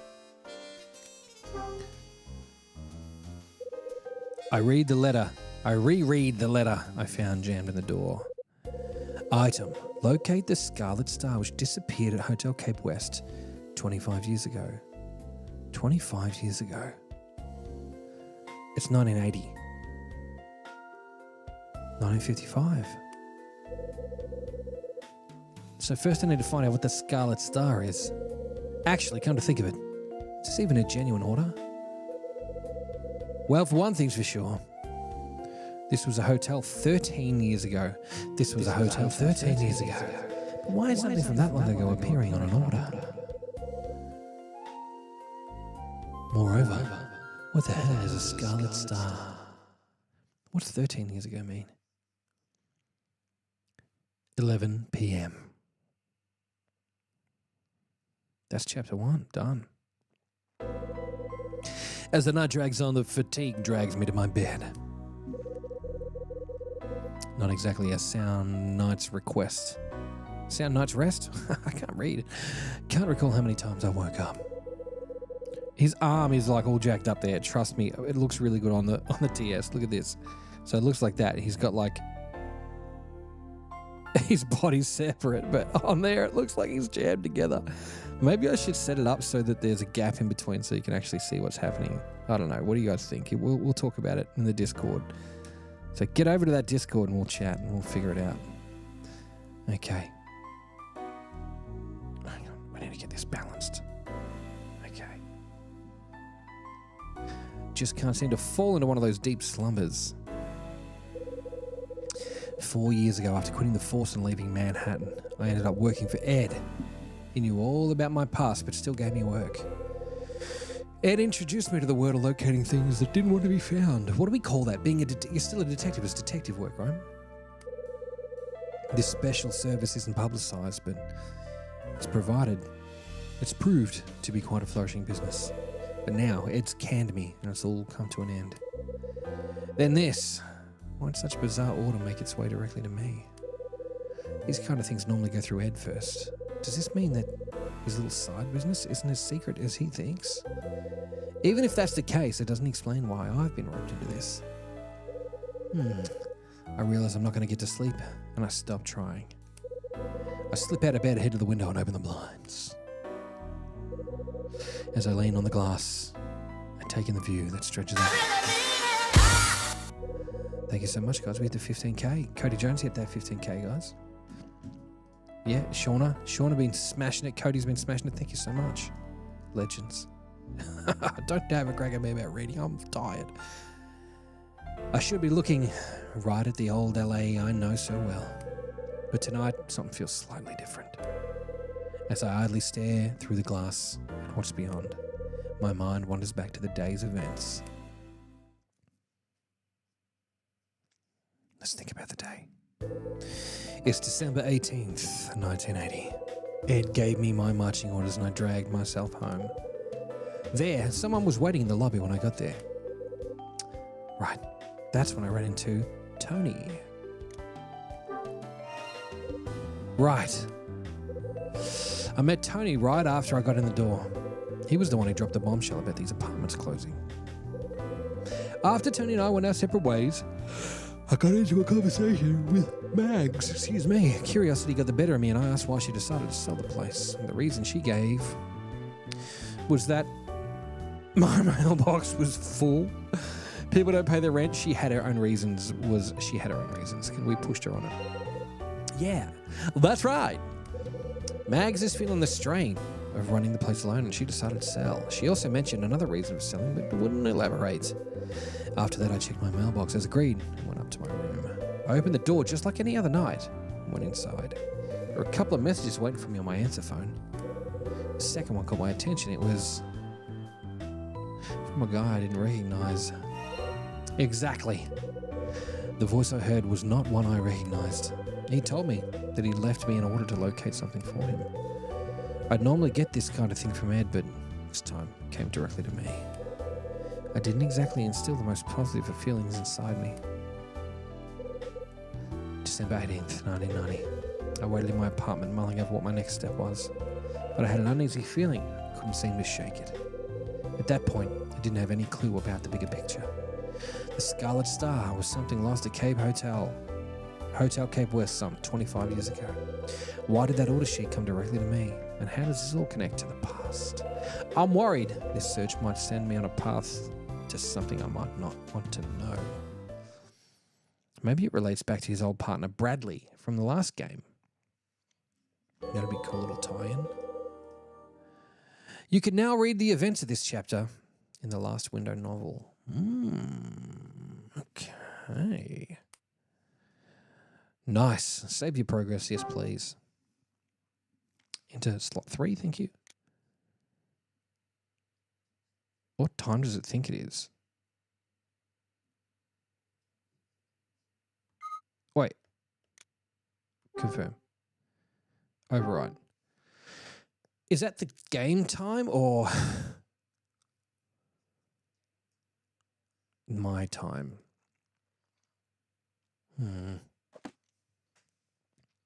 I wonder. Okay, another automatic scene. December 18, Cape West. Room 202. Mysterious order.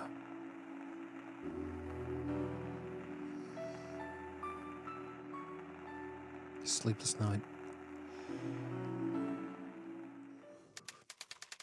Chapter 2, December 19, 1980.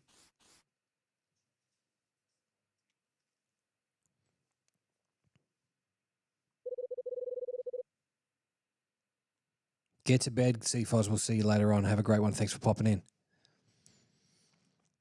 The alarm in my cramped apartment starts to beep.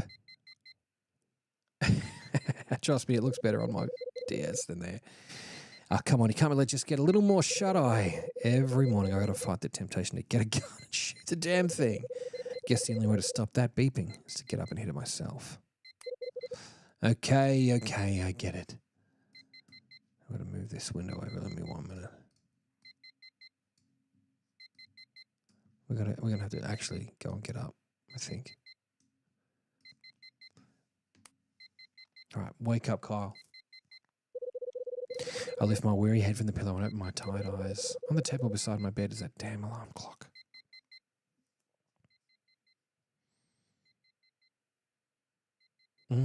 His eyesight's all screwed up. Oh, we're gonna hit it. Bam. Nice. 8 o'clock already. If I still have my job, this will be my cue to get up. Guess I don't need to worry about that kind of thing anymore. That's a good point. Go back to sleep. I throw my head back down on the pillow and fall asleep again. Here we go. Great. Now the phone's ringing. I reach out from my bed and grab the receiver. Again, he looks so much better on this. Oh, look at that. He's all squished up on the stream. That's good. Yeah. From your voice, it sounds like you're still in bed. Or should that be? From your voice, it sounds like you're still in bed. Yeah, here we go. It's the other guy. Who's this? Oh, no. It's me, Kyle. Oh, Kyle, you don't remember your mother's voice after only half a year? Mum? So it's my mum, Jeannie. She had a tough time after my old man passed away. Had to raise me on her own. Now she lives by herself in New Jersey working as a nurse. There you go. If you don't drag yourself out of bed soon, you'll be late for work, you know. I'm taking a day off. Oh, I'm sorry. I should have saved this call for another time and let you rest. Don't sweat it. I was planning on getting up around now anyway. But why are you calling me this early? Is something up? Well, actually, there is... it's been on my mind since last night. I got a call from someone calling himself a Rex Foster. Rex Foster? He said he wanted to ask me a couple of questions. He was keen to know if I was the mother of Kyle Hyde, ex-New York detective. When I told him I was, he continued with something that caught me off guard. He asked whether or not you were still searching for Brian Bradley or not. What did you tell him? What did you tell him? I said, I don't know. That's all he wanted to know. In fact, once I answered his question, he hung up. I need to know, though, are you still looking for Bradley, Kyle? That's ancient history, Mum. I'm done looking for Bradley. I swear. Brian Bradley, my partner from back when I was a cop in New York. 4 years ago, he was working undercover, and it turned out he was on the take. He was a good friend. After I put a bullet in him, I quit the force. That's probably for the best. Yeah, maybe. Who is Rex Foster, anyway? I can't say the name rings a bell. And, Mum, if you get any more calls from strangers, ask me questions. I know what you're going to say, but I thought it might be a friend of yours. He's not. I told you I don't know the guy. I don't know anybody who called my mum and still around for information. Okay, I understand. Glad to hear it anyway. I gotta go, Mum. I'm Batman. Sorry. Kyle, wait. What now? How are things with Ed? Yeah, about that. Ed, boss of Red Crown. He and my old man were buddies in a sense. They were. You're going to a buddies, aren't you? They both drank at the same bar. They got to talking a lot. It's been 25 years since the incident in the downtown parking lot. Hang on, that's 25 years. That's the same amount of years as the Red Crown, the Red Scarlet Star or whatever went missing at the Cape West. When an officer on patrol came across my dad's body. It was Ed, a member of the LA police force at the time, that found him. I'm putting it together. When you tell me you're going to work for Ed, Kyle, I couldn't work it out. You're just not the salesman type. I worry about you even now. I'm your mother. It's in the job description. Look, Mum, I'm 34 years old, okay? I think it's about time to ease up on worrying a bit. You're probably right. It's just, you're the same age your father was when he died, and... No, you're right, I worry too much. I'll let you go now, Kyle. Have a nice day. Nice day off. And look after yourself. All right, interesting. There's some development going on here. Very cool. I was wide awake after the chat I had with my mom. Gave up trying to get back to sleep and dragged myself out of bed. Guess I was still in work mode. No sleeping for me. Just late sleeping. I make my way to the sink and turn on the tap. Splashed cold water all over my face, giving me that sharp wake-up call face feeling. Feeling a lot more alert, I pull out some clothes and get dressed. Still feel that strange lack of focus and can't quite get my head together.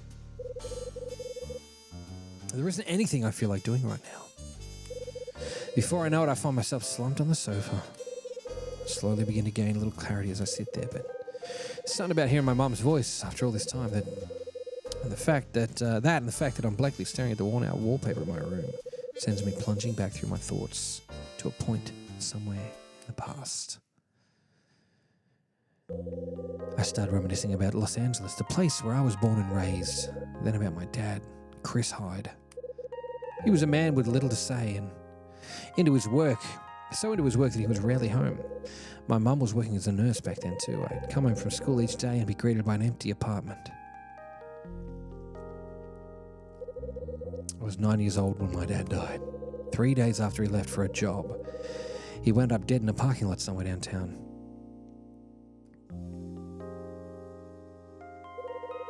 I recall Mum crying for a solid week after it happened. She managed to get her feelings together. She packed our stuff, then took us off to start a new life in Manhattan. Why did Dad have to die like that? Who wanted him dead? Why did we have to leave town? I had all these questions going around in my head, but Mum wasn't talking. 7 years into our new life in Manhattan, when I was 16 years old, Mum decided to start talking to me about Dad. She chose this time to reveal something I didn't know about my dad. She told me that he used to be a safe cracker. He reached the point where he wanted to wash his hands of it. But after he left home to do his last job, he never returned. His death was unexplained, and the case remains unsolved to this day. Well, I got a feeling we're going to be working on this one. 6 short years from then, I became a detective. I still remember the words my mum said to me on that day about my old man. She said that now I'm a detective, I can uncover the truth behind his death. I took her words lightly after all. I knew about being in this line of work. I knew that getting to the bottom of the mysteries surrounding a man's death could lead to truths that the relatives of the deceased wouldn't want to hear. Even with the tools I had at my disposal, I wasn't willing to dig. I quit the job, and I still don't know the truth.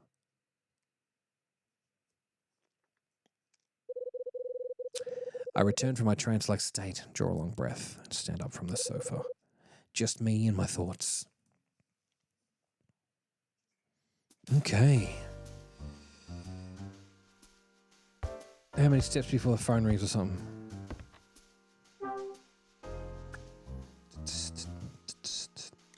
Teapot. My coffee pot's on the stove. A cup of joe always makes me feel good. Or another. Mostly empty. I don't think there's much in here, but I'll take a look anyway. Okay, let's look anyway.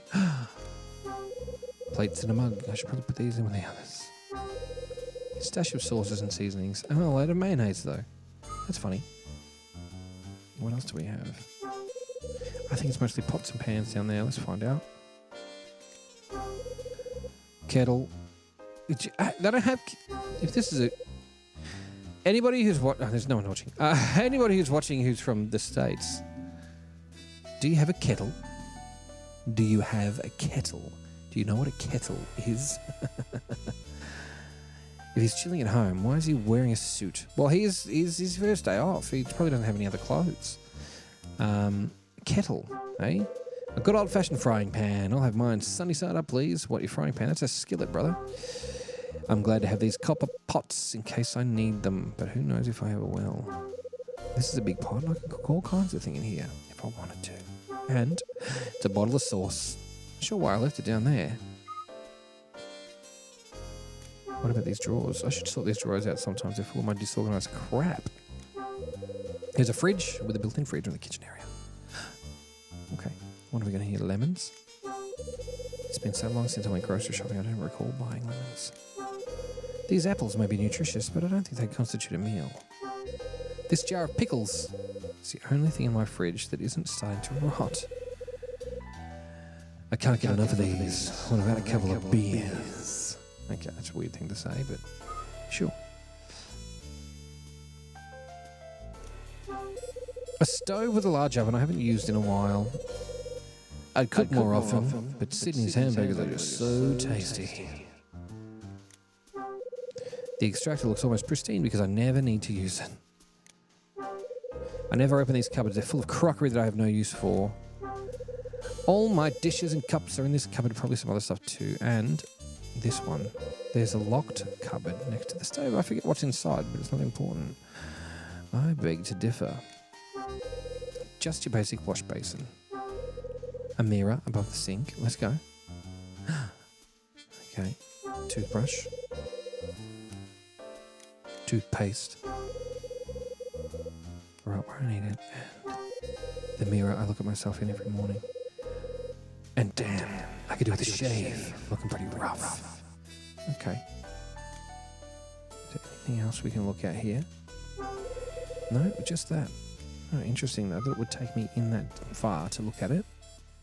And that's all we can really see on this angle. I wonder if there's anything else we can do. Just explore the bathroom, I suppose. This is the exact same bathroom as the bathroom in the other game. Shampoo and conditioner, that's right, eye conditioning says. There's no bath water. Toilet's a little dirty.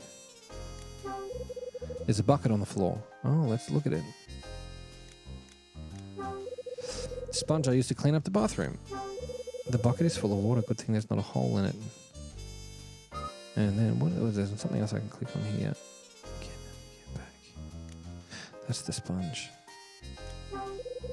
I always keep a good supply of toilet paper. There's a sponge next to the bucket on the floor. Okay. All right. So there's nothing really I can do there. We're just exploring. We're just having a look around. So that's totally fine. We'll go back. What else can we look at? Go over to our briefcase, maybe. Crack open some of those other pieces of mail. I actually have no idea what's going on here. I've stuck some notes on the wall, important work-related business. Mostly it's just lists of what I have in stock and how much of it. I can't even read some of them anymore. The writing's all smudged. Let's check the box on the floor. It's a cardboard box on the table with a red crown logo on it. It's full of the crap Ed gave me to sell. Okay, there'll be some clues in here, definitely. Look at all this stuff. Doorknob, set with a lock. Selling doorknobs door to door. Is this Ed's idea of a joke?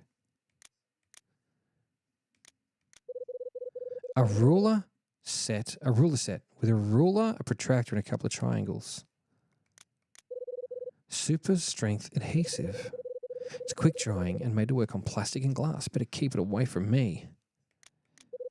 A snow globe.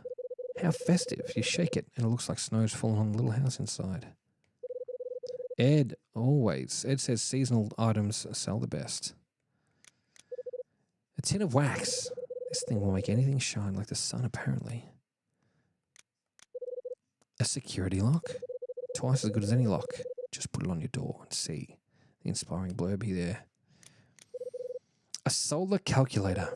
Stores sunlight and uses it to power the calculator or something. Not cheap though.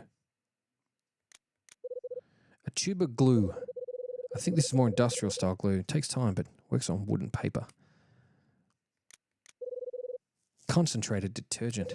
Removes any sign of dirt or stains. Why do I need a bleach if I have this? Powerful bleach. Ah, that's why I've got bleach. Gets rid of stubborn stains in an instant, not to be used on colours or patterns. So if it's useful on white stuff, great. And what is the stink of strawberries? A pen that writes in invisible ink. So whatever you write down disappears after a while. Cool. Right, and how do you make it appear again? Well, you use a UV light. And a little pocket camera.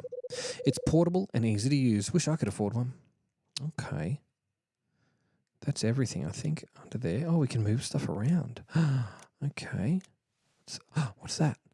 Nothing. There's something under there. I'll just put it there.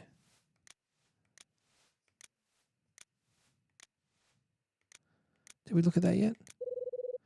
Yeah, detergent, yeah.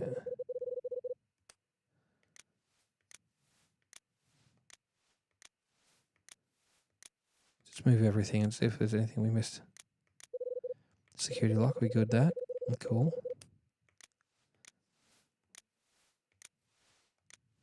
Nice. Okay, so that's everything. It's just we've been able to look at them in different... Yeah, that's fine. We got to see everything. This is just a bit of a thing that you can rearrange stuff in to make sure you've seen everything. Okay, all right, I'm satisfied that I've seen everything there. So, now let's look in our briefcase. Oh, what's on the back of the chair? I've had this chair for many years. I don't sit on this chair that often, but it's probably still gotten pretty banged up.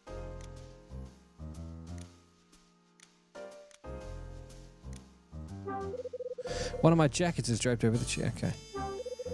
My case is lying flat on the table. Let's crack it open.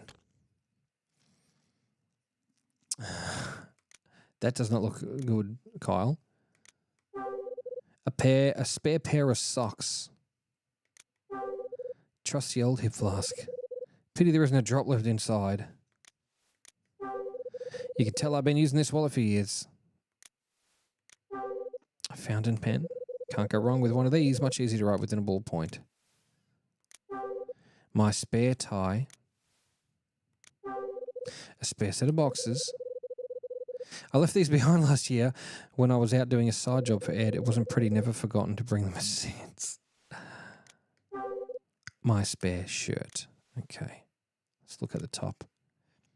We have a flyer about Red Crown. Oh yeah, this is a new one. Never got around to reading it though. Here's a blast from the past. The secret word written by Martin Summer. Stolen by more like it. That's so funny. This flew off the shelves when it first came out. Still selling well too. It's fairly complex, but I have to say it's pretty moving shame about his later works. All right. So Martin Summer, if you are unfamiliar, was a character in the last game, Hotel Dusk, and we revealed that he actually stole his writings from an old classmate. A bundle of receipts. Still need to do the books for the past 6 months. And here's all the mail I'd stuffed in my mailbox. Mags' lovely eviction notice too. All right. What's that? Oh, we've already seen that. Okay, good. Should we try to read it? He hasn't got around to reading it, so we're not going to read it then. Okay, we'll close that up and see what we can do. Hey, Winchester. How you doing, Adrian? What's going on? How you been? You doing all right? Hopefully everything's going well.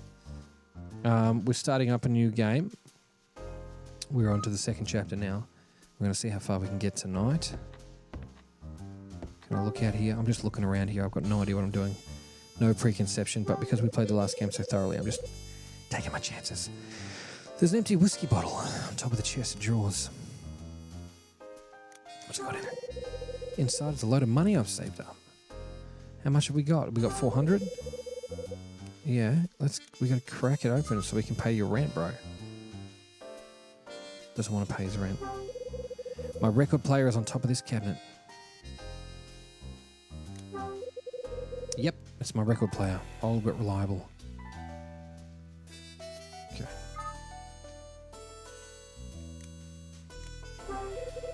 There's a poster on the wall of a guy playing the sax. Classic case, a guy playing the sax. The guy on the poster is playing the alto sax. This guy is my favorite musician. I really admire him. This guy, I love they don't name him. They don't want to name him. Phasmophobia on VR. Winchester have been playing it. I've been really good, my friend. Thank you so much. And Beat Saber, yeah, that's awesome. Yeah, been really good. We've taken a change of pace from The Simpsons Hit and Run to this game, which is called The Last Window, Secret of Cape West, the sequel to Hotel Dusk, which we played earlier in the year. Just a plain and simple window with a view I know well. Just look out of it. I can see the streets of LA from my window. Okay, very good. All right, we'll go back then. Okay, so anything else to see here? A radio. I think I'll put some tunes on. Okay. Let's do it.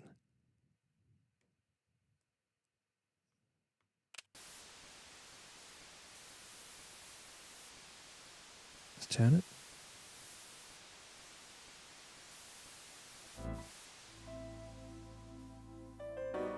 Mm-hmm. That's cool. Let's see what else we got.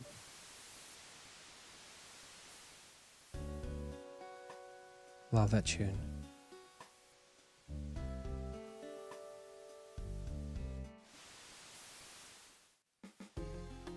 Nice. That OG tune.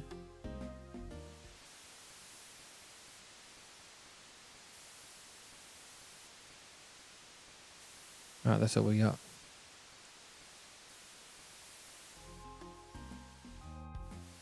I'm gonna go. I think I'm gonna go.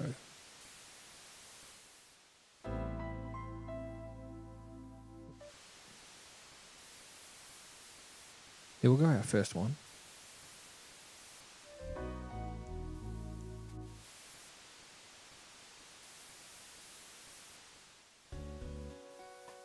Yeah, I'll go back to the first one. 700 meg. There we are. That's FM 83. We'll go with that. Do we get to keep that song? What? Rigged. The speakers may be worn down at the corners, but they still sound great. Okay, what's that up there? Lamp? Okay. Alright, so nothing here to really worry about. Did we go through the drawer? Chest with 3 drawers next to the left speaker. Let's go through them. Oh, here we go. Screwdriver. Some letters piled up in the back of the drawer. A red Crown catalogue. It's an older one. There's a key for my room. I guess it won't be much use if I get locked out. The drawer has some Lucky Cafe matchbooks in it. Okay, that's what we want to see though, right? Okay, so we know that stuff's there. We're going to have to come back to it at some stage. I feel that's what's going to happen. Big stereo speakers worth asking. Okay, alright. Let's get back. Let's leave. Let's leave it. Let's see what happens when we try to go. Here we go. All we need to do is get out before the phone starts to ring. Huh? It's the phone again. Get the damn phone. At least there's a button for the phone. Here we go. Who's it going to be? I reckon it's going to be Rachel. Hey there. With the receiver pressed against my ear, I hear a familiar voice. Hi, Rachel. How are you doing, handsome? I've been better. I've been better. Sure you have. Things could be a lot worse, though. For someone who's lost their job yesterday, you sound okay at least. Well, not exactly full of sunshine and happiness, you know. Same old Kyle. Always got something on your mind. Ed around. He just stepped out not 5 minutes ago. Said anything about me? Yeah, you've come up in conversation. He said that if you call, not to bother letting him know. Damn. Sounds like he's really blown a gasket this time. And then some. Can you blame him, though? Some people might say he made the right choice. 3 days after leaving on a job, not a single phone call to check in. You didn't even show up at the place you were supposed to be heading to. Maybe I did kind of have it coming. Still, even given the circumstances, why did he choose to fire you? I mean, it's not like it's the first time you've slacked off on a job. Hey, did something happen between you two? Could have been because I told him I don't want to do this kind of work anymore. Yeah, that'll do it. Lined myself up there for a bullet, I suppose. Do you know when he'll be back? There's something I need to discuss. He'll be back a bit after lunchtime. He said he's going to listen to the election candidates' speeches. Really? Doesn't sound like the Ed I know. He was always raging on about how much he hates politics. He mentioned that one of the people running for mayor is an ex-boss of his. A guy called Hugh Speck. The whole thing's going to be televised too. It'll be on at 9. Right. Well, as soon as he gets back, get me on the phone. Oh, one other thing. You had a phone call earlier. Someone going by the name of Rex Foster. Ring any bells? What? I just said you're on holiday and he hung up. A friend of yours? Definitely not. But the same guy called my mom last night too. Your mum? What did he want? That's what I want to find out. Seems he already knew it. I used to be a detective though. Rachel, can you do me a favor? If he calls again, let me know. Gotcha. And I'll be in touch when Ed gets back, so keep your pager on, okay? Roger that. All right. Okay. I don't envy Rachel. She's Ed's PA, but also struggles to keep me and Ed civil. Come to think of it, she's the only woman I'm happy to be totally over with. It's unnecessary. I reach into my pocket and grab and switch on my pager. Beep, beep. Rex Foster.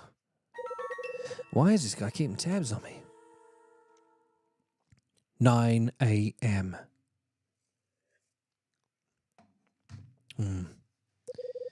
9 o'clock already. That's when Rachel said they'd start showing the speeches on the news. I guess if Ed's made the effort to drag himself along to listen, I might as well switch on the TV and give it a try. I got nothing better to do. Okay, so we'll try that. Where's the TV at? We don't have a TV in here. I guess we're going to have to go find one. Let's go for a walk and get bothered 6 times along the way. Any wonder I lost my voice last time.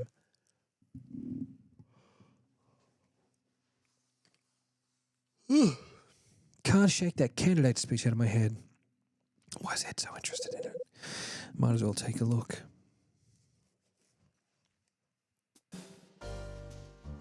How?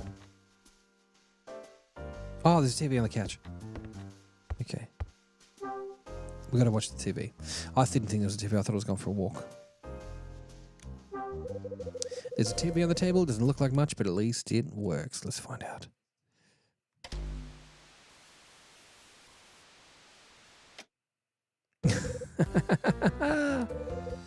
Pinky Rabbit. It takes me back. I used to love this guy. Here it is. Hugh Speck, the most prominent candidate in this election, will be giving his campaign speech momentarily. And 5 News is here with live coverage of that speech. Stay tuned. Answering the cheers from the crowd, Hugh Speck takes the podium. Speck is a retired LAPD officer and is even working to stamp out petty and organised crime in the city. Today at 4 p.m. 5 will be airing an exclusive look at the man himself. Don't forget to tune into that. This is Robert Harrison for 5 News signing off.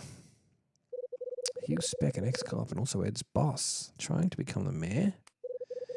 Ambitious guy. Looks like he's got a special TV slot at 4 o'clock. I think I'll check that out. Okay. Now let's try to get out of here.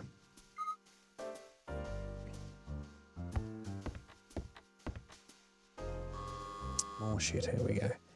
Someone buzzes my room. Who's there? Tony. I bet it's Tony.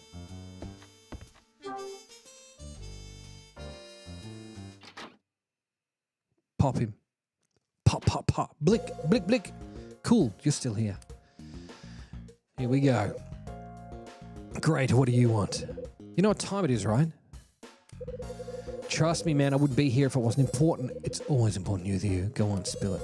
I need your help. Like, I really need your help.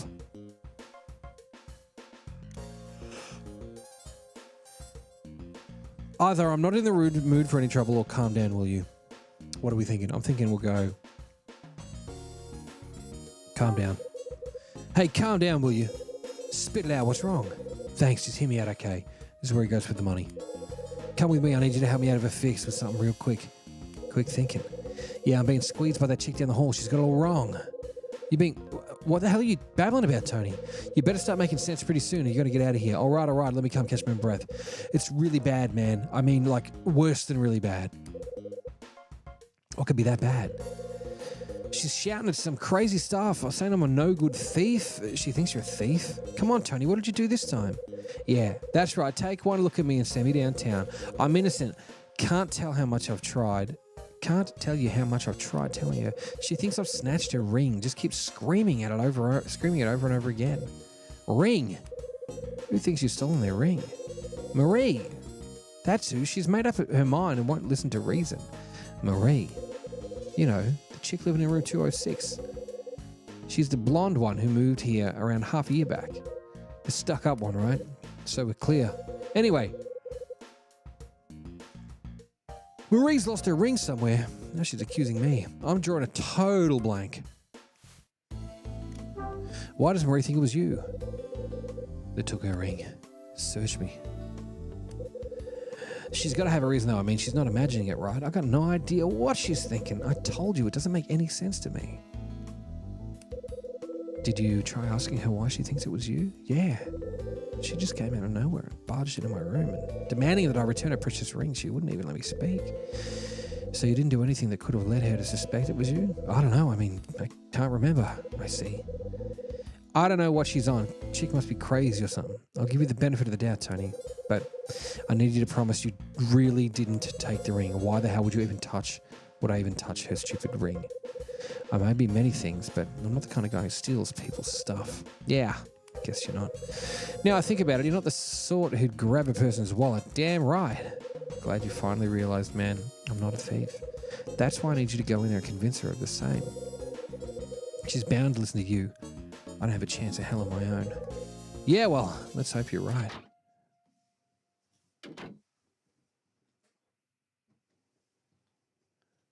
I dropped the stylus. Who was that? Okay. Hello, she doesn't look happy. You got a moment? Maybe. What do you want? Looks like you and Tony are having some sort of disagreement. You could say that. Marie. Her name's Marie Rupert.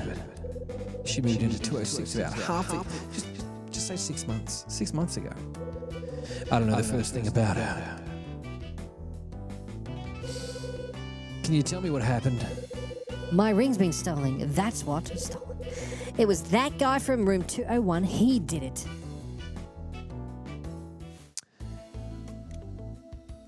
That's the only option I got. Let's go with it. Why are you so convinced it was him? Simple. He was the only person around when it went missing. He stole it right out of my room. How can you be so sure? He must have taken it this morning when I went to the vending machine in the lobby. I planned on going straight back to my room, so I left the door Unlocked. Oh. unlocked. Is that all you've got to go on? Not quite. I passed him on the stairs on my Way down. Oh. wrong button. On my way down, he was heading up to the second floor. I think he sees the opportunity to snoop around in my room and snatch the ring while I was away. So that's why you think it was him. Exactly. Seriously, that's the only reason you think it was him.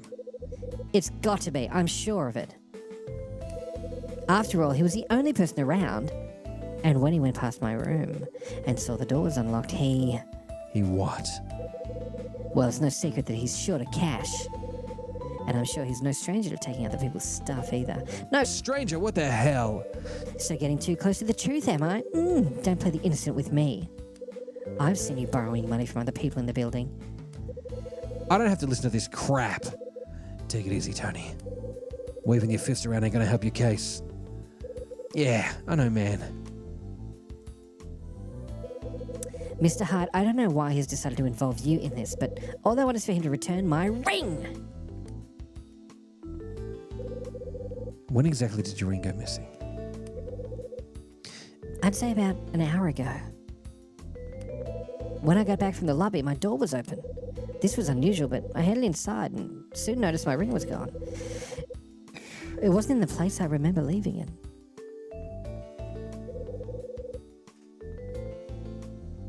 I knew what had happened immediately. He stole it. Okay, we got questions. What kind of ring was it? A diamond one. It was a 3-carat diamond ring with rubies on it. Sounds like it came with quite a price tag. It's a very important ring to me. I got it as a present from someone special. Oh. Welcome. Welcome to IDK. I think you did a follow the other night, but welcome again and welcome again. Hope you're enjoying. You can join the Discord as well. Discord is over here. You're welcome to come along and say hi. And yeah, we're playing... Oh!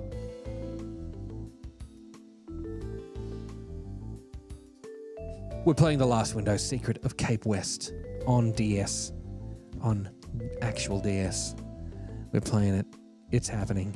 It's getting streamed. It's unbelievable. The technology we have here is unprecedented. Okay. Where did you leave the ring?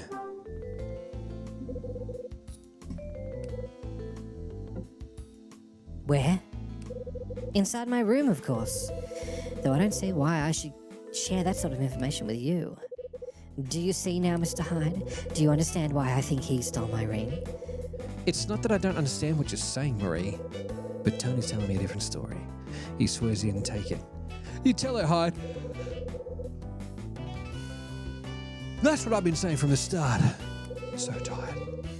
What would I want with this stupid ring anyway? How can you be sure it wasn't taken by someone who snuck into the building? After all, anyone could just wander in here. There's some weird people about. Like last night when I saw this suspicious lady in sunglasses going out the door. Who the hell was that?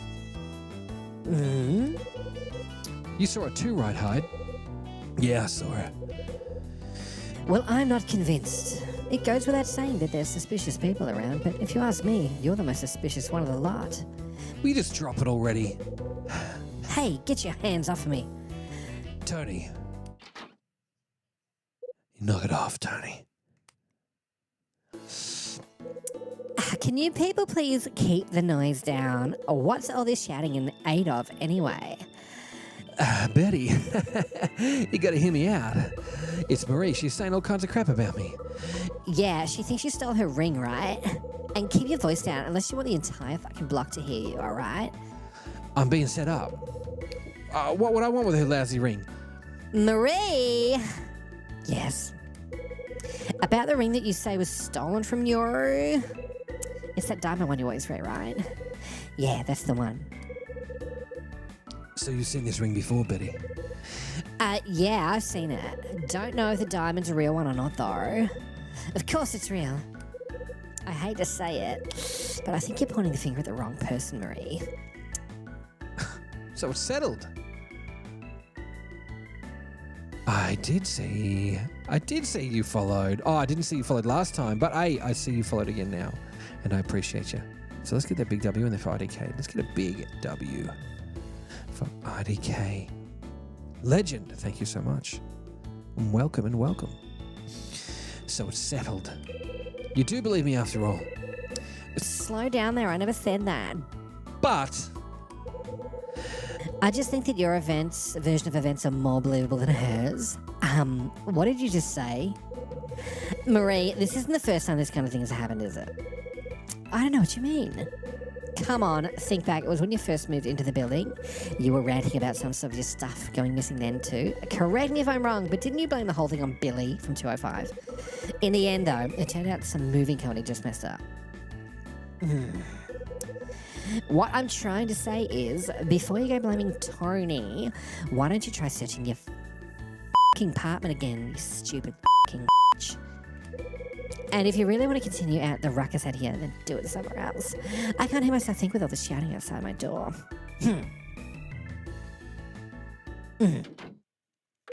damn.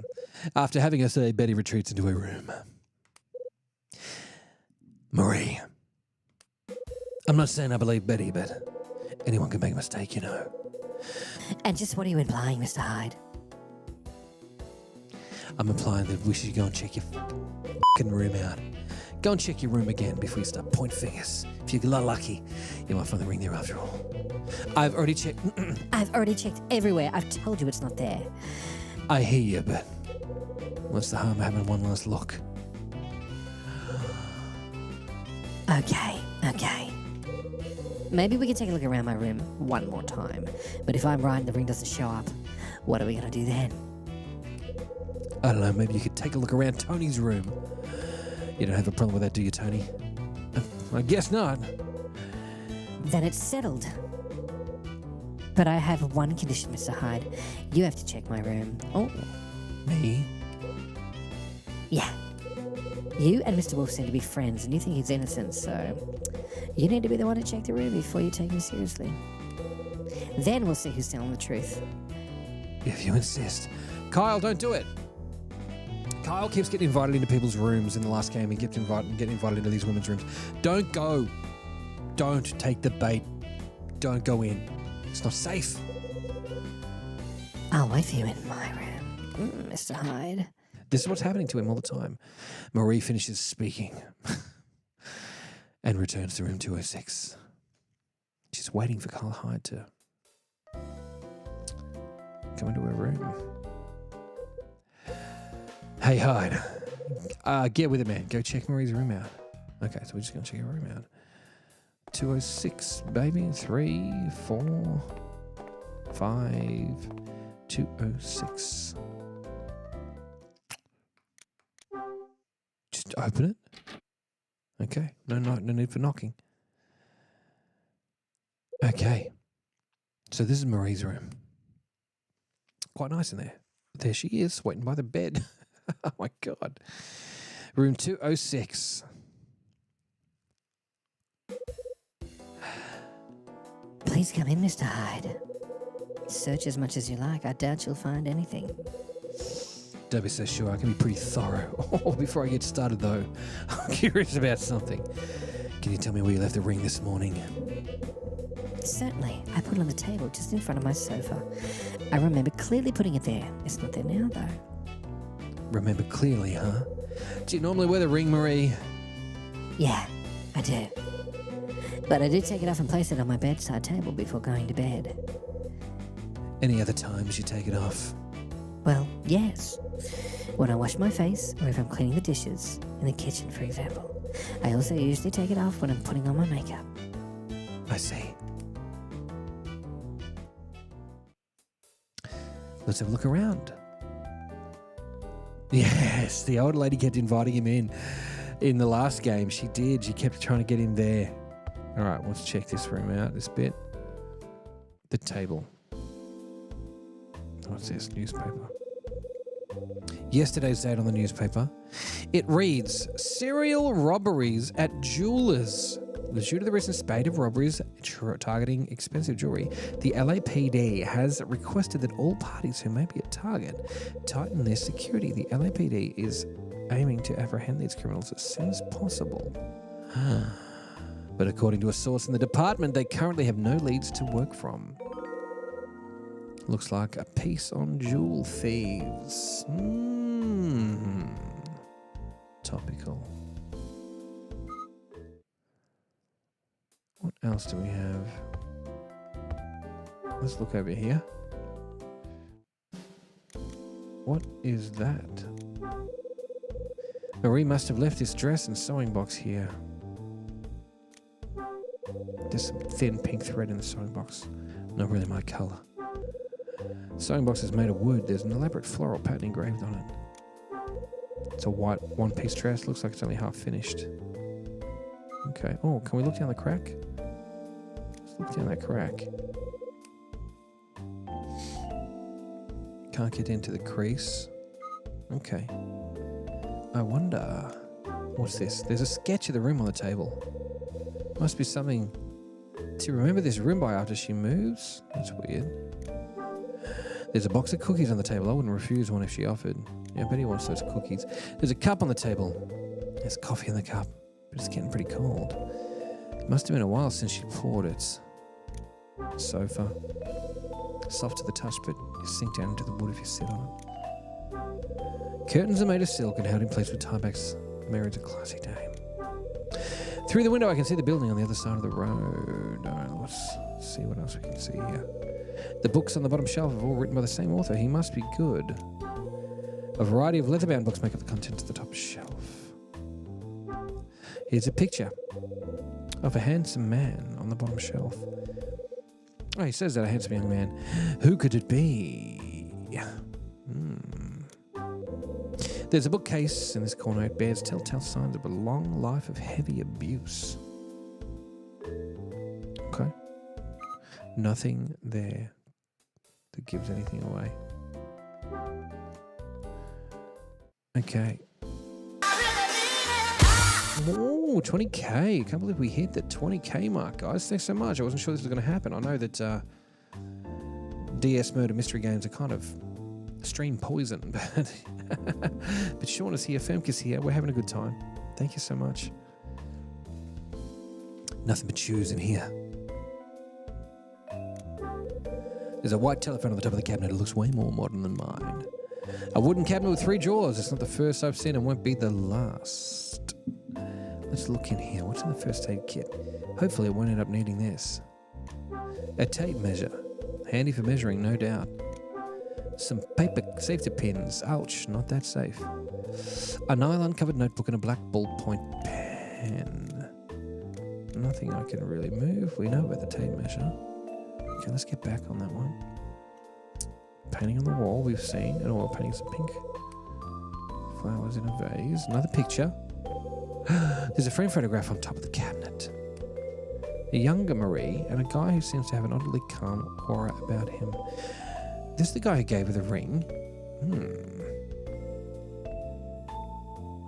Okay, I'm going to call that one. Let's go over. Let's see if we can. Oh, we looked in that. We just looked in that. This is the same area we just looked. Okay, get back. need to go over to the...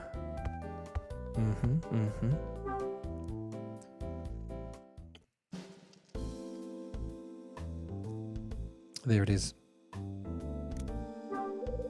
There seems to be something lodged between the dresser and the chest of drawers. Would you look at that? What's that? Looks like something shiny has dropped down between the furniture. Well, what do we have here? Damn. Looks like my manly arms are too big to fit in the gap. Hey, Marie. What is it? Mind if I shift this dresser a little? Good luck. Thanks for the support. That dresser is fixed tied to the wall, so there's no easy way of moving it. Good idea in my opinion. I wouldn't want it falling every time we have an earthquake. Then we may have a problem. Great, now what? What is it, Mr. Hyde? Looks like something's fallen between the dresser and the chest of drawers. I've got to get a closer look. Between the dresser and the chest of drawers? Yeah, right between the two. Are you sure you're not just seeing things? I can't make much out at all. You never know. Could turn out to be your ring. Problem is, I can't get my arm in to pull it out.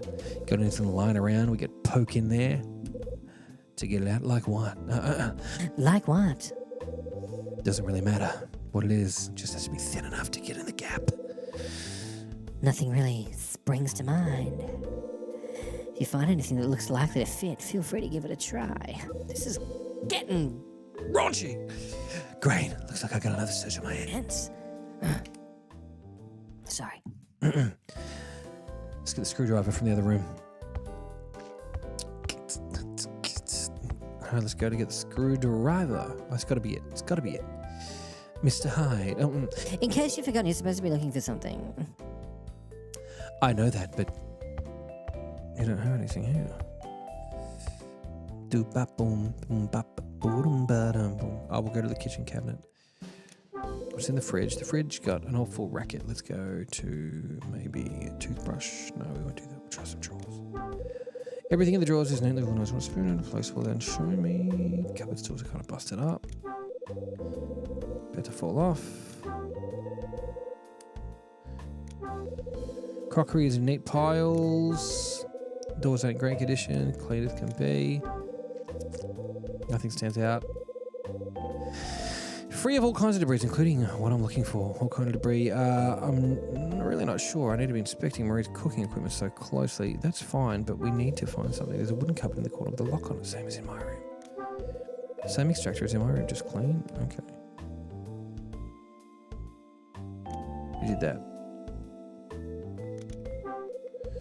Is my face good? No, I'm not a vampire. That's good. A cup on the shelf with a toothbrush resting on it. Okay. What are we going to use? What are we going to use? What are we going to find in her little room? I suppose I could go back here and have a look around.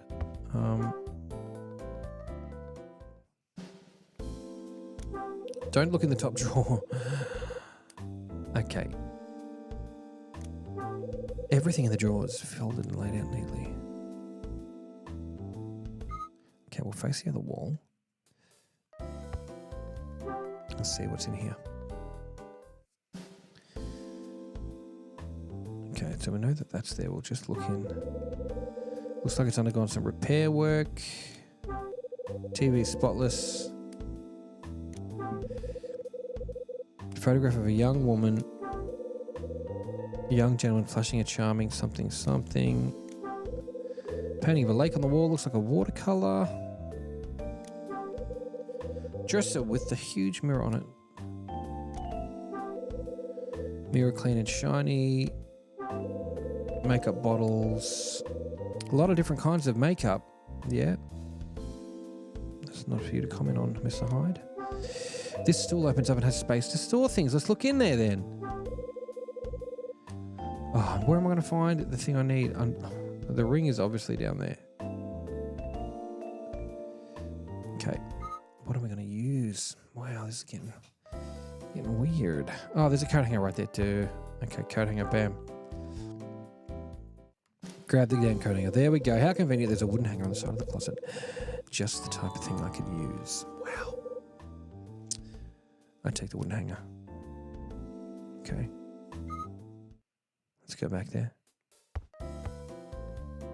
And use the wooden hanger to get that out. Let's drop into our bag.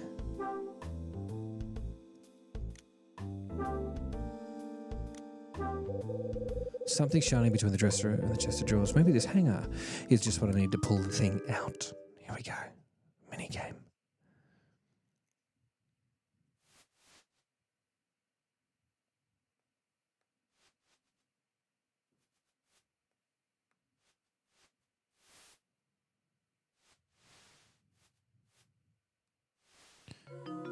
Shit. I lost. Damn it. That's done it. Now I've pushed it even further. Ah, shit. I'm just going to give it some more thought. You better get thinking then. Did I F up? Oh, we'll try again. All right, we get an F. We get another shot. Okay, sorry, I didn't read that. I was too blown away by the fact that I messed it up. All right, let's try and get this in. What do you mean using that here isn't going to be helpful? Okay. Let's use the coat hanger.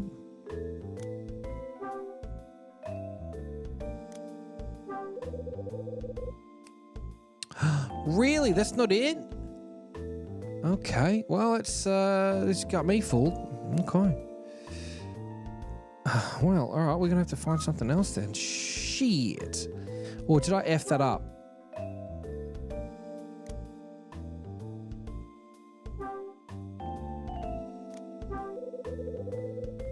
Damn. Wow. Well, that's disappointing. Maybe she'll let me leave now. Unless there's something else around the room I can use.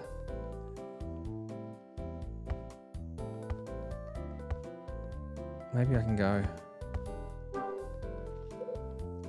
Mr. Hyde, in case you've forgotten, you're supposed to be looking for something. Yeah, I... There's nothing around here I can use, bro.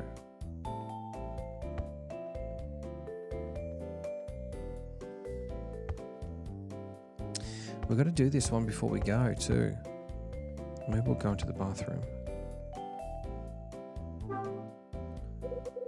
Mr. Hart, I'd rather you didn't go snooping around in my bathroom. I never take my ring in. Okay, just checking out all the possibilities. Don't get the wrong idea. Okay, where? Oh, where?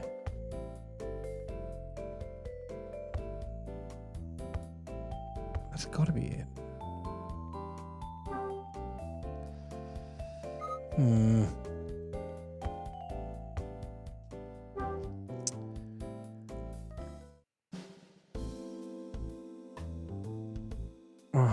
Maybe it's in that little box of stuff.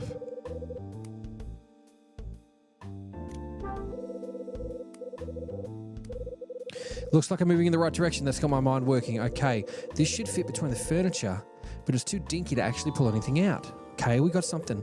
I take the thread. Okay, that's got my mind working. What else is in here? Sewing box is made of wood. There's an elaborate floral pattern engraved onto it. Okay, so we've got that. That's good. Should we take a chocolate? No. Okay, I think there was another place we could look. Like, say, over here. In one of the drawers, I think. 3 drawers is not the first I've seen. It won't be the last. Here we go. What's in the drawer? Tape measure or the paper clips? Could be useful. You never know. Took it. Yes. Okay. Got the tape measure. Let's see if we can take anything else. There's some safety pins in the drawer. No, this is a definite plus. I'm pretty sure one of these will come in handy. Brilliant. Okay. I'll take a safety pin. Nice. And then we'll see what else happens here. Nylon covered notebook and a black ballpoint pen we don't need. And the first aid kit we were not going to need. All right, I think I've got an idea. Just by logic of this game, of how the last one was played, I think if I use the tape measure might... The retractable feature on the tape measure might work. But also I'm thinking like the safety pin and the thread And we could like drop it down there and then like run it through. Do you know what I'm saying? We'll just see if it lets me do anything. Okay, let's check it. So what if I just drop the tape measure down here? Okay, let's go and check it. This has got to be some creative work here. So let's try the tape measure. Okay, if I use this tape measure, I might be able to pull the thing out. Yes.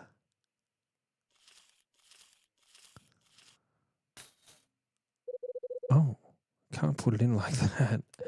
Certainly can't. It needs to be a bit shorter. Okay. That'll get me there. Oh, did we get it?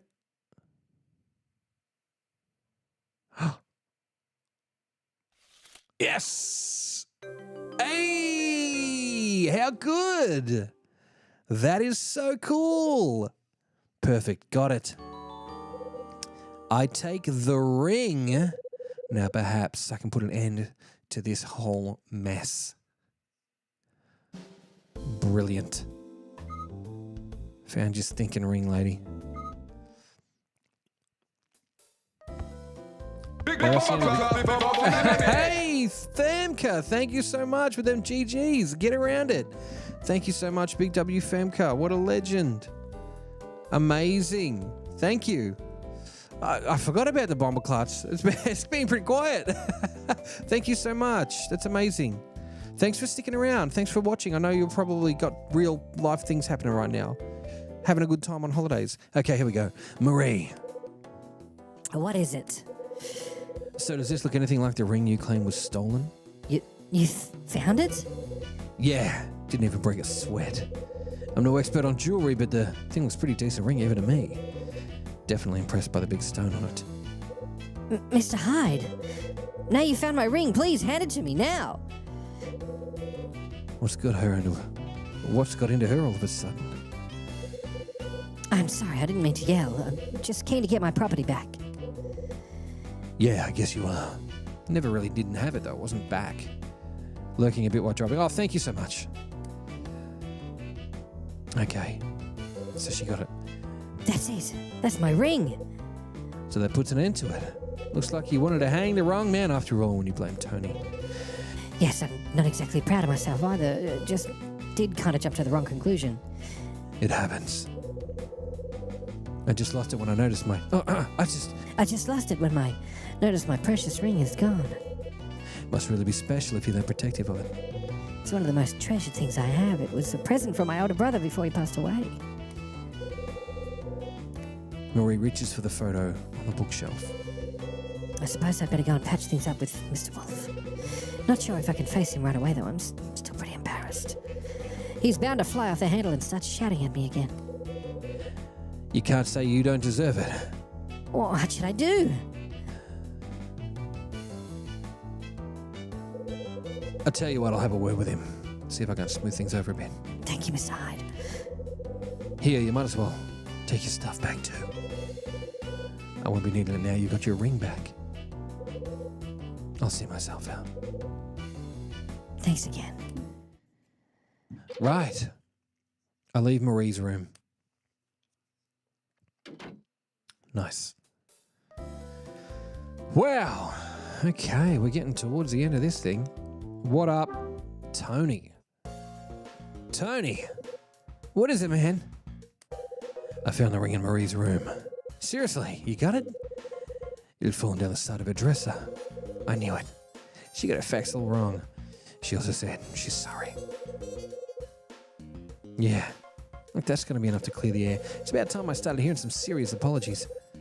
I think you should go easy on her, Tony. She's really embarrassed and not exactly proud of what she said. Perhaps you should just let it slide this time. Hey, but you heard what she said about me, right? Come on, Tony, we're all going to be clearing out of this apartment soon.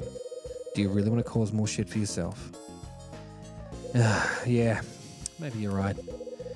I think I'm man enough to take this one on the chin and forgive and forget and all, you know? Good.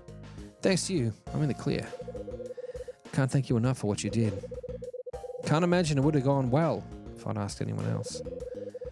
I guess all that detective training got you really paid off. Hey, hold on. How did you find out about my past? What's that supposed to mean? How did you find out about my past, or what's that supposed to mean?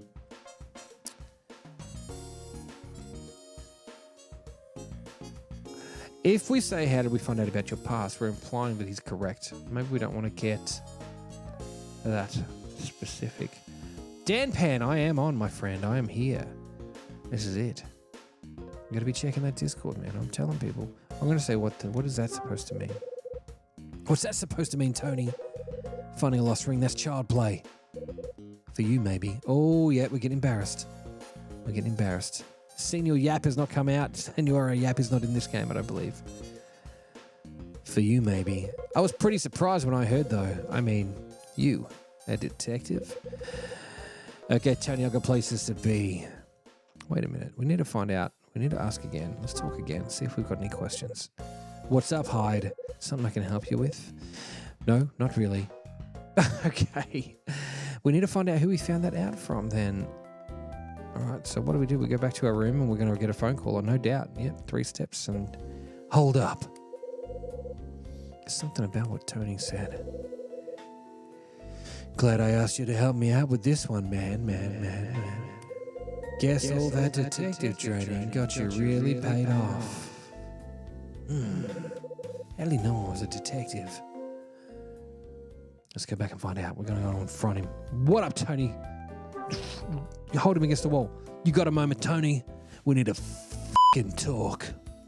How did you know I was a detective? How did you find out about my past, especially the part about me having been a detective? Heard it from Dylan. Dylan? How the hell did he know? I thought you must have told him or something. Like I'd tell a guy like him all about my past. I haven't told anyone living in this building about that. Is that so? I just figured that kind of info must have come straight from you. Looks like I crossed a line, huh? Oh, wow. Is that the time? I got to be at an auction. I'll catch you later, man. An audition, not an auction. An audition. Yeah. And if I make it through, I'm going to get me a live gig. And if that happens, drinks are on me. Tony makes his way along the hallway, heads down the stairs to the lobby. I won't hold my breath for those drinks. Something about what Tony said. What was it? How does Dylan know about my past? It's my pager. Beep beep. Better get back to my room. Okay. This could be the end of the chapter. We're going to head back to room 202. Well, let's go.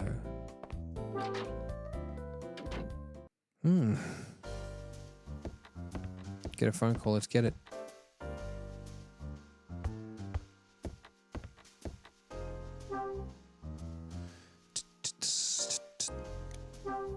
Let's call.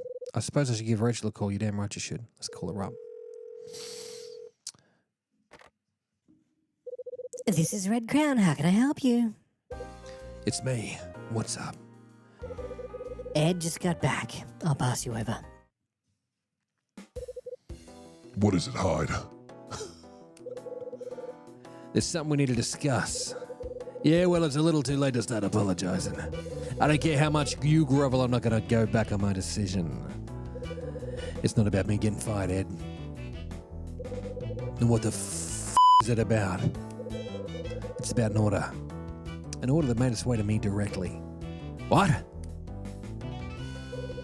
There was an order sheet in my room when I got back yesterday. The message on it was vague. It goes like this.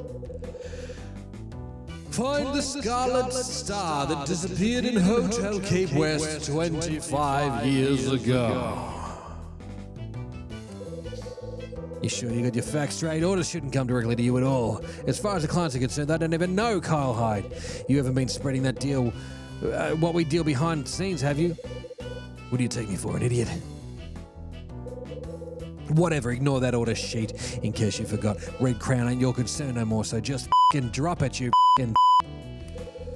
You take that piece of paper and you f***ing burn it. But Ed. Plus, sounds like a bogus order to me anyway.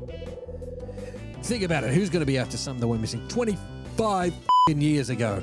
Just drop it. Besides, you got more important shit to do, like find a job. Ed. I'm hanging up. Hangs up. Okay. A bogus order? Even if it does turn out to be bogus, how did it make its way to me? Speaking of strange, Tony heard I was a detective from Dylan of all people. Something's not quite right about all this. I think it's about time Dylan and I got better acquainted. Okay. Do we want to go and get acquainted with Dylan right now? Can we check? Yeah, cool. Oh, that's really handy to have that mode. Just hit the select button and it comes straight up. I think it's about time we save the game and go to bed. Let's save it. 9:38 a.m. it thinks it is. And then what time is it going to say after we finish?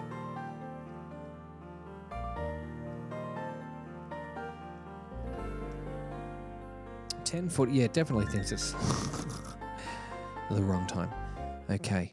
That is good. I think that is where we are going to ice this off for now. We could go on. We could. Could we? We could go on. But should we?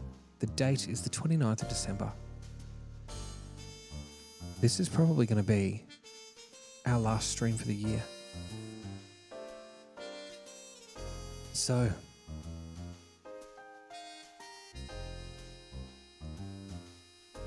should we push it? Should we push it out? Do a New Year's Day stream? Or the 2nd? Either way, it's a couple of days from now. Monday, Tuesday, Wednesday, or Thursday. That's 3 to 4 days from now. Maybe we should just push it a little bit further. What do you think, guys? What do you feel like we should do? Push it out? We'll go and talk to Dylan real quick. We should go and push it out. We can do it. We've got to talk to Dylan and then I'm going to bed. This is going to be the last one of the year. We might as well push it. Let's push it.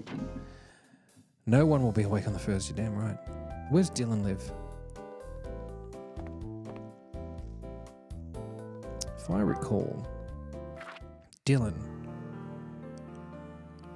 What's that? A new sealed file is available. Oh, this is cool. Martin Summer. What is Martin Summer doing here in this book? Is he writing this?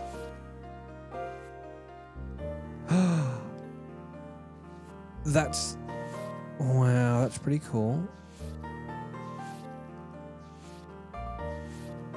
That's interesting. Wait, that's wild. Okay, contents. Let's see what the contents are. Chapter 1, An Uneasy Feeling. Okay, wow. Okay, that's a nice little feature. Oh, you can change the music. Oh, that's cool too. What's going on here? Yeah, what's up?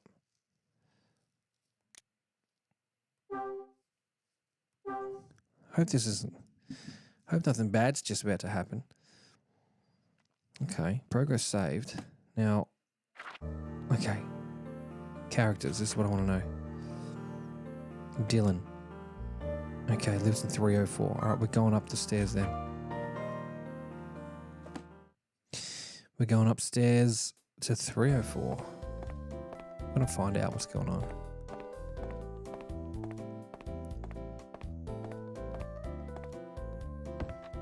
We're going to get stopped a few times along the way, I bet. Straight away. There's someone in the hallway. It's that Dylan. Let's get him. Chase him down. I'll get your ass, Dylan. Right, punch. No. You got a moment? I've got some questions I'd like to ask you. Questions to ask me? Yeah. Let me bend your ear for a bit. You gonna tell me what it's about? Yeah, Tony from 201 told me you were blabbing about me once being a detective. Yeah, that's right. I think I did mention it to him, but he came and asked me about it first. Huh? He asked you about me? Yeah, right. Must have been about 2 weeks back. I was called to his room to take care of a door that wouldn't close properly. And after I fixed it, he asked me if I'd like to grab a drink. That's when he started asking me about you. I remember him asking if I knew anything about you. Okay. Why did Tony want to know about me? He was going on about how he'd like to become your friend and just wanted to know if I knew anything about you. So naturally, when I asked, I told him what I knew. All I said to him was that you're an ex-detective who works as a salesman. Yeah, but how did you know that? Care to tell me how you knew I used to be a detective? It's cropped up one day. Cropped up? What's that supposed to mean? I saw your name in an old newspaper article in an article. Yeah, right. It was an article about an undercover investigation in New York. When I read through, I noticed the name Kyle Hyde. I also noticed that you shot an undercover cop. One that was on the take. Not exactly through and through blue, on the take. When was that newspaper dated? I think it was from around 4 years back. Okay. Who had a newspaper from 4 years back? Where did you find this newspaper, ma'am? Where was it? Let me think. It was just a coincidence. I stumbled across the paper and noticed that article. Finding an old newspaper with stuff about me was a coincidence? You really expect me to buy that story? Honestly, I was out on a job at the time. Out on a job? Yeah, I'm in the plumbing and repair business, so I often get set on jobs. I find myself in buildings and offices a lot. I fix a window occasionally too. Thinking back, when I saw that article, I just moved back from New York and was doing a job in someone's bathroom.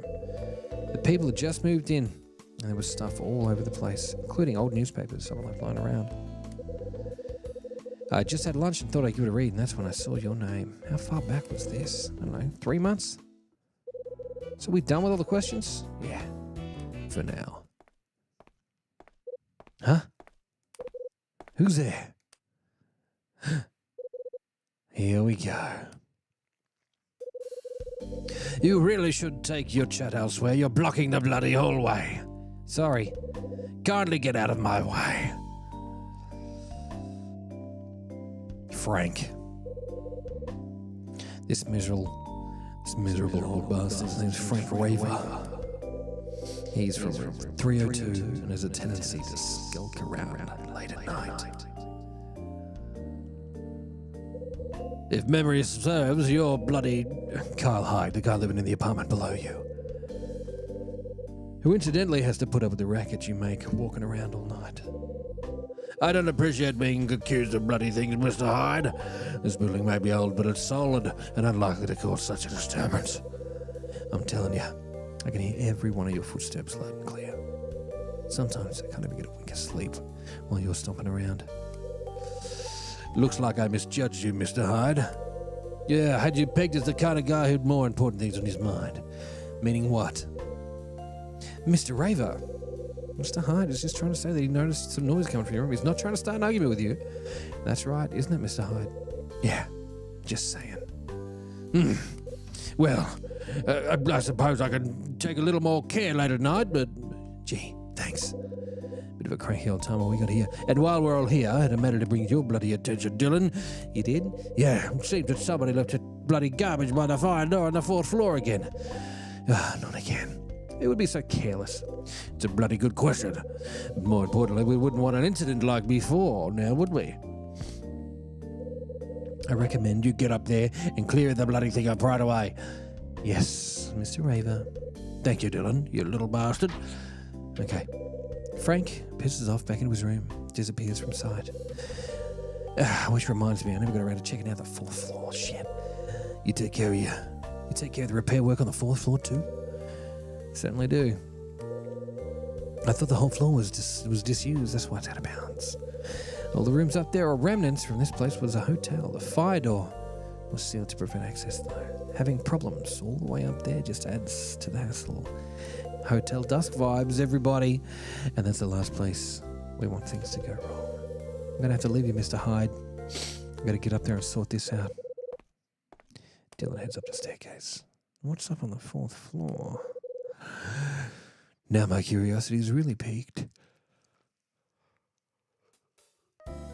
Okay. What is up on the 4th floor, baby, baby, baby? Let's get back around there and find out. We're just going up there, right? I'm not looking around down here. We're just going to the 4th floor. And then we'll get stopped and talk to someone.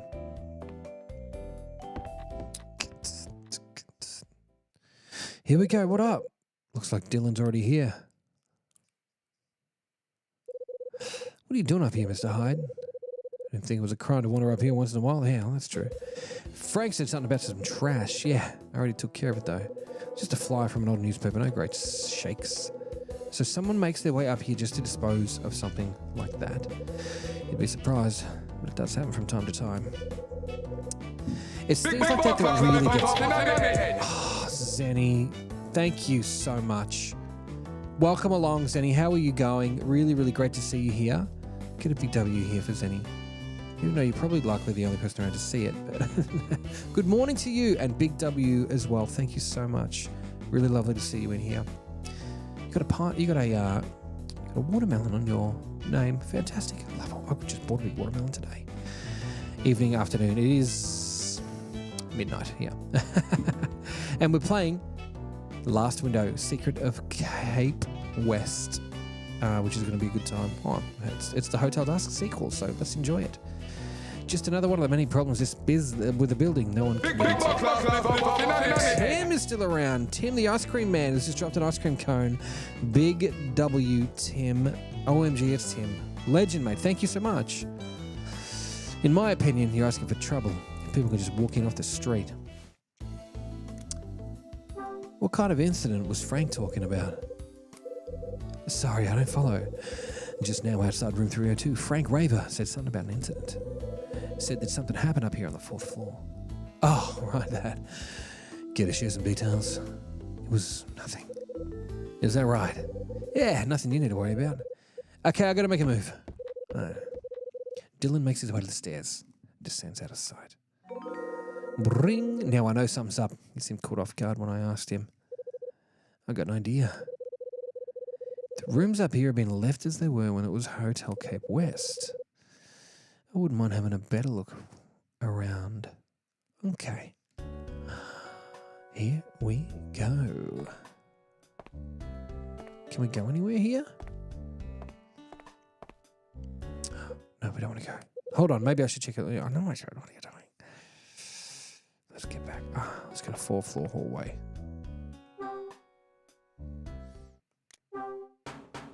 Don't knock. Open the door. There we go. The 4th floor hallway is blocked by a hefty-looking fire door. Let's see if this thing's locked or not. Okay.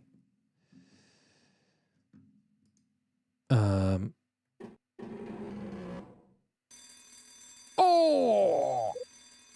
Damn. This can't be good. Now the alarm's ringing. Oh, we might have effed the game up. Where's the alarm? There's a case on the wall with a glass cover. Inside the case is a fire bell and some kind of lever. Okay, we gotta break it. The bell's loud enough to wake up the dead. Stop the thing. Quick, quick, quick. We're on time limit. We need to get in there. There's a toolbox fixed to the wall. Okay. Wooden doorstop. Wrench looks pretty old. Come on. Blackened set of pliers. Shit, come on, man. Put there very recently. Fire extinguisher. Oh, no. Can we smash it or something? What? Okay. Alright, we've got to use something from our bag. There's nothing we can use. This is not good.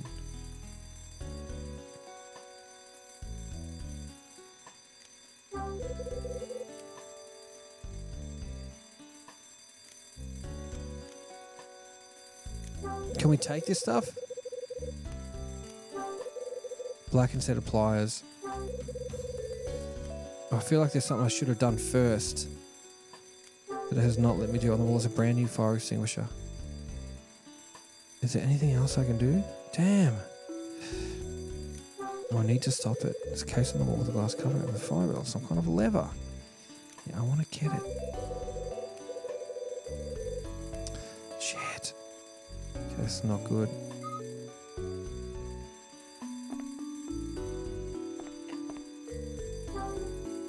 What are these? There's some sort of control panel attached to the wall. Okay.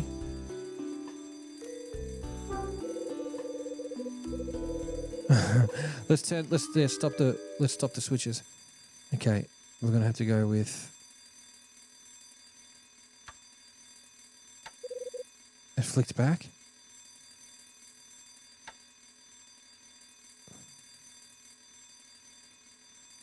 Come on. 2 at a time. Yes! 2 fingers. I remember that from the last game. Ah! Great. Finally it stopped. Not a moment too soon either. Whew. Huh? Someone's coming.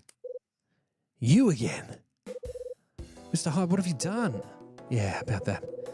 Kind of made a judgment error and set off the alarm. A judgment error? More like you thought you'd open the door and start snooping around inside. Oh, we're fucked now. Yeah, you got me. This is bad. Real bad. What? Yeah, we're done. Miss Patrice? This is the end of the game. Told you it was bad. Dylan, care to explain what's going on here? For one, why is the alarm ringing just now? Let me explain.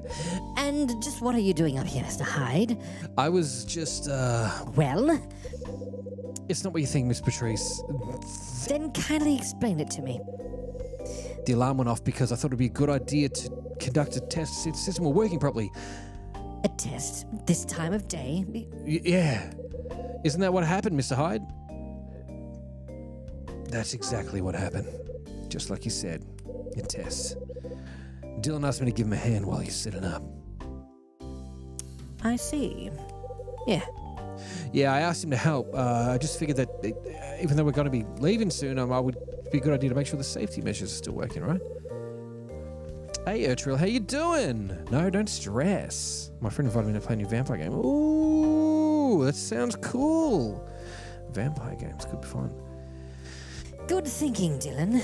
I can't tell you how grateful I am for you taking such good care of the building. Now, if you'll excuse me. Right. Mags walks away and goes downstairs. Phew. Thanks for covering my ass there, Dylan. Not a problem. Now you're off the hook. You might want to head back downstairs. I guess he's right. I think I'll take it easy in my room. Okay. We might have hit another chapter marker. 4 p.m. You know what time that is? 4 p.m. That's pretty self-explanatory. After I returned from the 4th floor, I decided to take a load off and relax on the sofa. I still can't shake the mystery surrounding that order sheet that I got. 4 o'clock already? Just in time to catch a show about Hugh Speck on TV. Let's do it.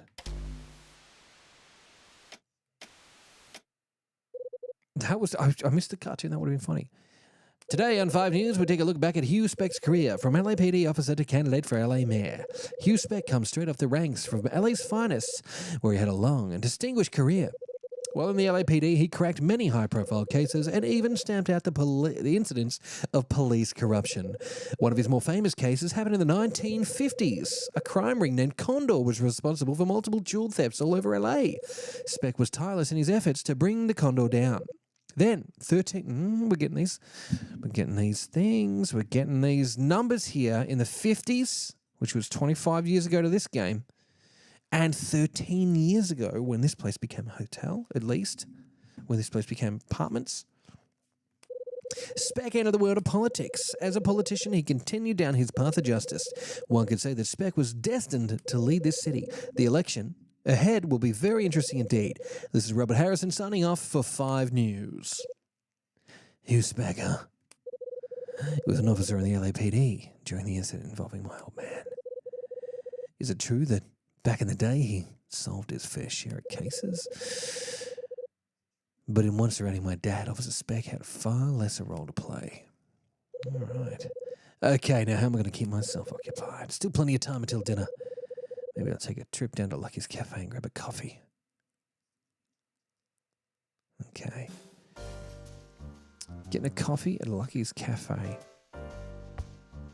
We can finish this. Then we can just get down there. We'll go do that. We'll go down to Lucky's Cafe. Booster fell asleep. Urchel was playing Apex Legends. Apex is good fun. It's a 3v3. I'm sure Urchel will remember it. Apex Legends. Oh, okay, the vampire thing. Okay, interested. Go into Urchel. I think if you want to go into the gaming chat, and I'm going to take you in there now. I'm going to be right at Urchel. Tell us what this gaming is. Vampire game is. Put it in there. I want to hear about it. We'll go and look for it. Boosifer, don't feel bad about falling asleep. It's very early for you. And of course, you can watch the backup at your leisure on the red app with the play button. Yeah, 5 a.m. is an early one, and I appreciate that you would even be awake to watch. But again, yeah, at your leisure, please come and enjoy the backup, the horizontal backup when you are ready, when you are good and bloody ready. We wouldn't be playing this game without you, so we really want to make sure that you don't miss out. So I've got a place where it will be backed up forever, which is really cool. Now we're going to go down to the cafe, Lucky's Cafe, which I believe is going to have to be on one of the lower floors. So let's go down the stairs. Beautiful. Hey, I recognize that guy over there. He's it's Prince. All right, buddy. Well, hello there. Hi. Definitely know this guy on the 3rd floor. He's in... You're Carl Hyde from 202, aren't you? Yeah. And you are Charles. Charles? Yes, Charles. Is something wrong with my name? I know, I get it. You forgot again, didn't you? You got me, kid. Just coming back to me. Your full name's Charles Joannette. Right? Exactament. Might be a good idea to make note of it or something, though. There's only 9 people in this building. It should be too hard to learn their names. Yeah, you're right. Sorry, kid. Some people find it very rude if you forget their name, you know. Trust me, I don't forget names on purpose. I've got PTSD and it's unrecognized. They just seem to slip through the cracks. I don't go around presuming everyone remembers me either. Interesting attitude. Thank you, Mr. Hyde. It helps me understand that kind of person you are better. There's Prince Charles. Yes, sure, no, that's true. Glad to hear it. Try to make the effort to remember my name from now on, yes? When I forget a person's name, I feel terrible inside. I hear you loud and clear. Charles. The kid's name's Charles Jeanette. He came over as an extension from France about a year ago. We just hit 25k, thank you so much. Amazing. According to Betty, his dreams of becoming a big-time movie director. Okay. You're buddies with Billy, who used to live in 205, right? Yes, that's right. I remember Betty telling me a while back. Betty is lovely, isn't she? It's a shame that we won't be living in the same building as her for much longer. We've got to leave this place after all. Thanks for the reminder. Hey, I heard the alarm bell ringing earlier. Do you know what happened? That was just a test, nothing special. A test? I thought it might have been something a little more exciting. Here we go again. I thought, oh, hey, you got a moment? What do you think it happened? I thought it was happening all over again. What was that? You know, like the panic about the fire from 2 weeks ago. What? I thought it was another fire. There was a fire 2 weeks ago? What do you mean? What do you mean? There's a fire 2 weeks ago. You didn't hear about that? Didn't hear a damn thing. And again, I was away on a trip at the time. It happened around lunchtime on a weekday. Do you know where the fire broke out? Yeah. It was up by the staircase on the 4th floor. Interesting. Yeah.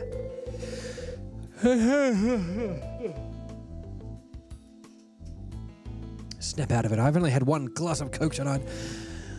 I heard that someone came into the building and started it. Luckily, someone spotted it and put it out right away. Who put the fire out? So the building didn't suffer any lasting damage. Who put the fire out? Mr. Raver. Frank Raver from 302? Yes, that's him. If Mr. Raver hadn't noticed the fire, who knows what might have happened? By the way, Mr. Hyde, what are you going to do about you after you leave this joint? I haven't quite worked that out yet, buddy. Me either. I haven't started looking for a new apartment yet. I really like this place despite it being a little old and run down. You and me both, kid. I'll see you later, Mr. Hyde. He's out. It's in the Discord. Yes, dear Trill, thank you. Charles and Betty. No way! That's wild. Shauna says my grandparents were both Charles and Betty, Elizabeth. So I'm having a small lol. That's very funny. Okay, Vampire the Masquerade Blood Hunt. I mean, my friend Jesse told me about this. Okay. All right. Interested? Well, check that out. Charles says goodbye and leaves. Now, I wanted to get something to eat. Didn't I? Oh, there we go. Oh, hey. Some fine smelling food.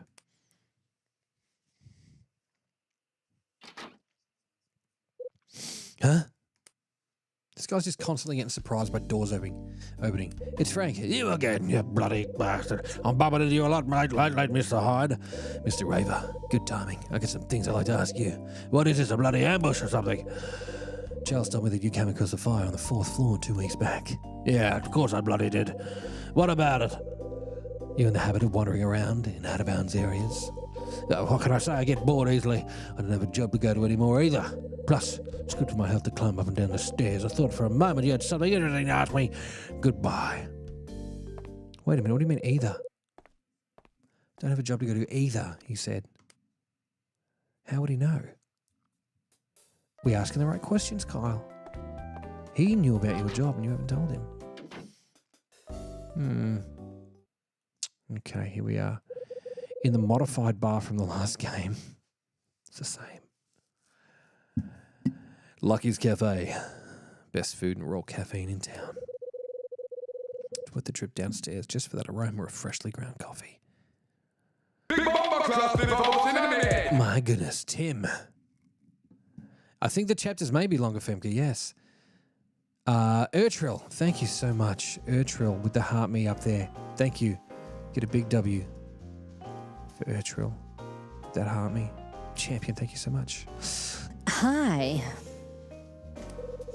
Welcome to Lucky's Cafe. Oh, Mr. Hyde, it's nice to see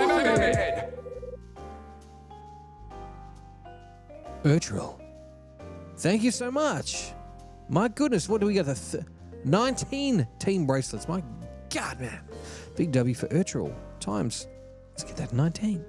Times 19. What a legend. Thank you so much. Thank you.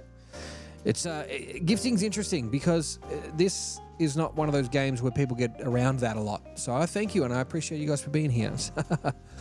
Let's get back into the voices. Today's coffee is a straight Guatemalan mineral toast. Roast? Sounds good. I'll take one of those coarsely ground and black. Gotcha. Can I get you something to go with that, Mr. Hyde? That's the $1 million question. Toots. Maybe I can tempt you with today's special dessert. We've only got one left. Don't say it's cream pie. I made it myself, which makes it extra special. Yeah, why not? I'm sure you won't regret it. Okay, the overtones. Claire. All right, Claire. Do you want me to follow? IDK, do you want me to follow? That's so funny. I know you unfollowed and refollowed, but I want to welcome you again. IDK, welcome. That's for you. IDK followed like 6 times today. The perky waitress is Claire Reagan, the daughter of the cafe owner. She's always cheery and keeps the customers coming back. Got that right back in there. Okay. We know when we're upon. I guess you'll be taking your regular spot, right? Right. Kyle takes his regular spot. Should I separate that so it looks better? It doesn't matter. I've got a habit of always sitting in the same spot when I come here. But I definitely don't have Asperger's or autism or ADHD because they weren't around then. Isn't that funny? They never have it because they didn't know about it. But then it's like, I always sit in the same spot and I always do the same thing and I always look for the same. It's like, come on, mate. You're just like the rest of us. That's fine. Anyway, sitting here enjoying a good coffee is one of the best things about this place. What's your question? Do you want me to follow? Do you want me to follow? But then you did follow. I don't know. Is that a question? It's almost like a taunt. RDK followed the host again. If it didn't exist back then. You know what I mean, though? It existed forever because it's people. We just got names for it now. Do I have a meme for you that I found scrolling? You sure do. IDK, I would like you to be more clear with me because maybe I have that thing. Here you go. Today's coffee and one of my special desserts. What the hell is that? My own handmade, homemade plum truffles. I took a ripe dried plum, filled it with wonderfully fruity chocolate ganache, then coated it with a slightly bitter top of chocolate for an edgy flavor. It all adds up to a deliciously sweet dessert, and I hope you like it, Mr. Hyde. Certainly looks tasty, Claire. Bon appetit. Did you hear about the hungry French dog? It had a bon appetit! Sorry. It's an original joke. Claire drifts away from the table after delivering my order. Thanks, Sean. You sent that to me. Great. The meme. There's an appetizing looking combination of coffee and dessert on the table. Oh, look at it. That's still. Look at that picture. That's a fine aroma. Fragrant coffee takes me away from my troubles, if only for a while. Okay. Let's eat it. Is he going to think and go through the motions? Well, Mr. Hyde. Huh?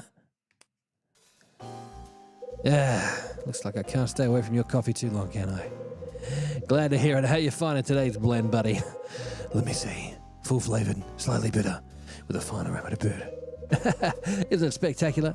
Got my hands on some top-notch beans. A little darker, but ground coarsely, dripped slowly, giving it a richer taste.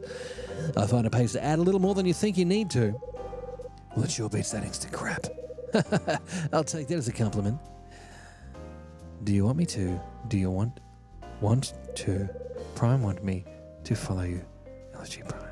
Of course. I'm getting confused here.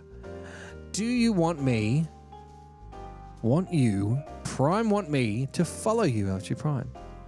Yeah, sure. Why do I have to answer the question? Why is this such a question? Then there's another follow. I'm getting confused.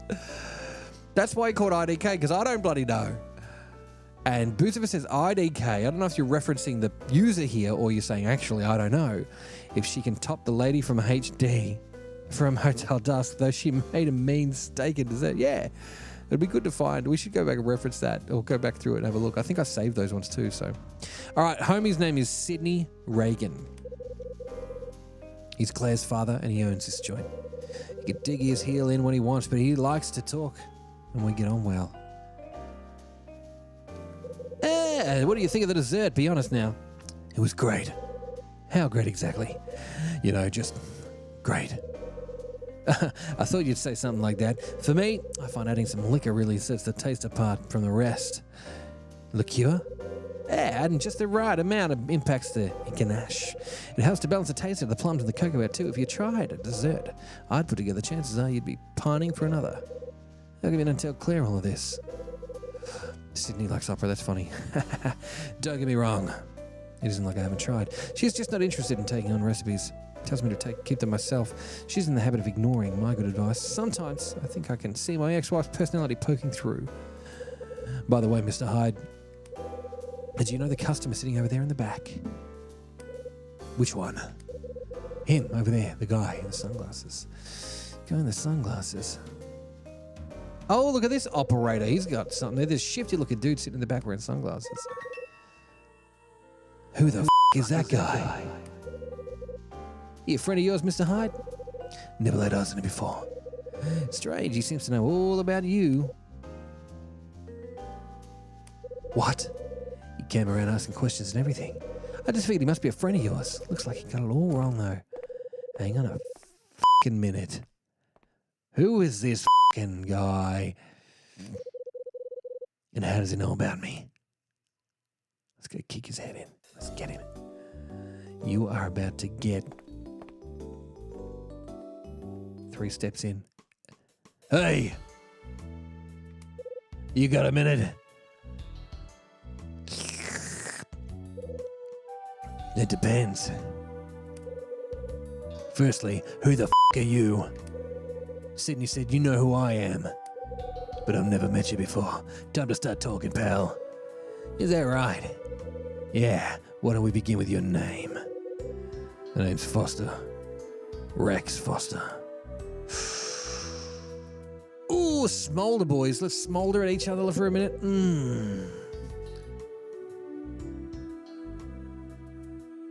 Calls himself Rex Foster, huh? This must be the guy that called Mum and Rachel. Yeah. Finally got a face to put the name I keep hearing. You've been busy making a lot of calls, it would seem. What are you after? I don't seem to remember asking for a guy like you to follow me around. Yeah, okay, you got me. Hey. Got a reason for staring at me? Something you want to say? Let's go with this. I will follow you if you play a different game. I just finished playing a different game.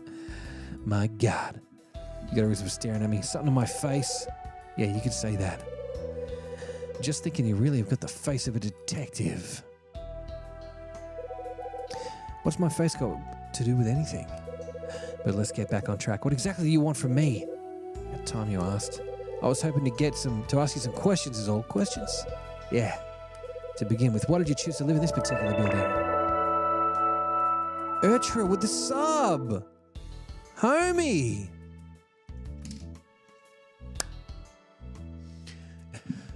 Urtril, thank you so much. That's beautiful. Thank you. I really, really appreciate that, man. That's just gorgeous. Let's get a big W for Urtril here for the 1 month sub. What a legend. What a legend on this thing, man. Let's get in there. I'm going to go. Are you already in that Discord sub area? We got to get you in here. Where is Urtril? We're going to add Urtril right now. Okay. I've got to go to the users. Hey. I'm going to go to... How do I do that?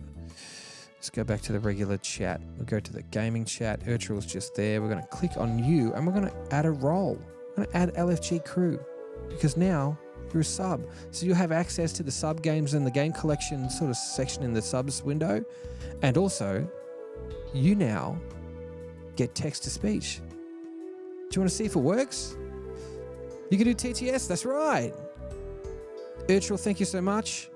And Famkid jumped in to back me up on this one. I appreciate that. And IDK, I appreciate what you're saying as well. I'll follow you if I play a different game. I definitely understand that this is definitely not a game for everybody. But I will always stay true to what I have. Outback Dragon says evil laugh.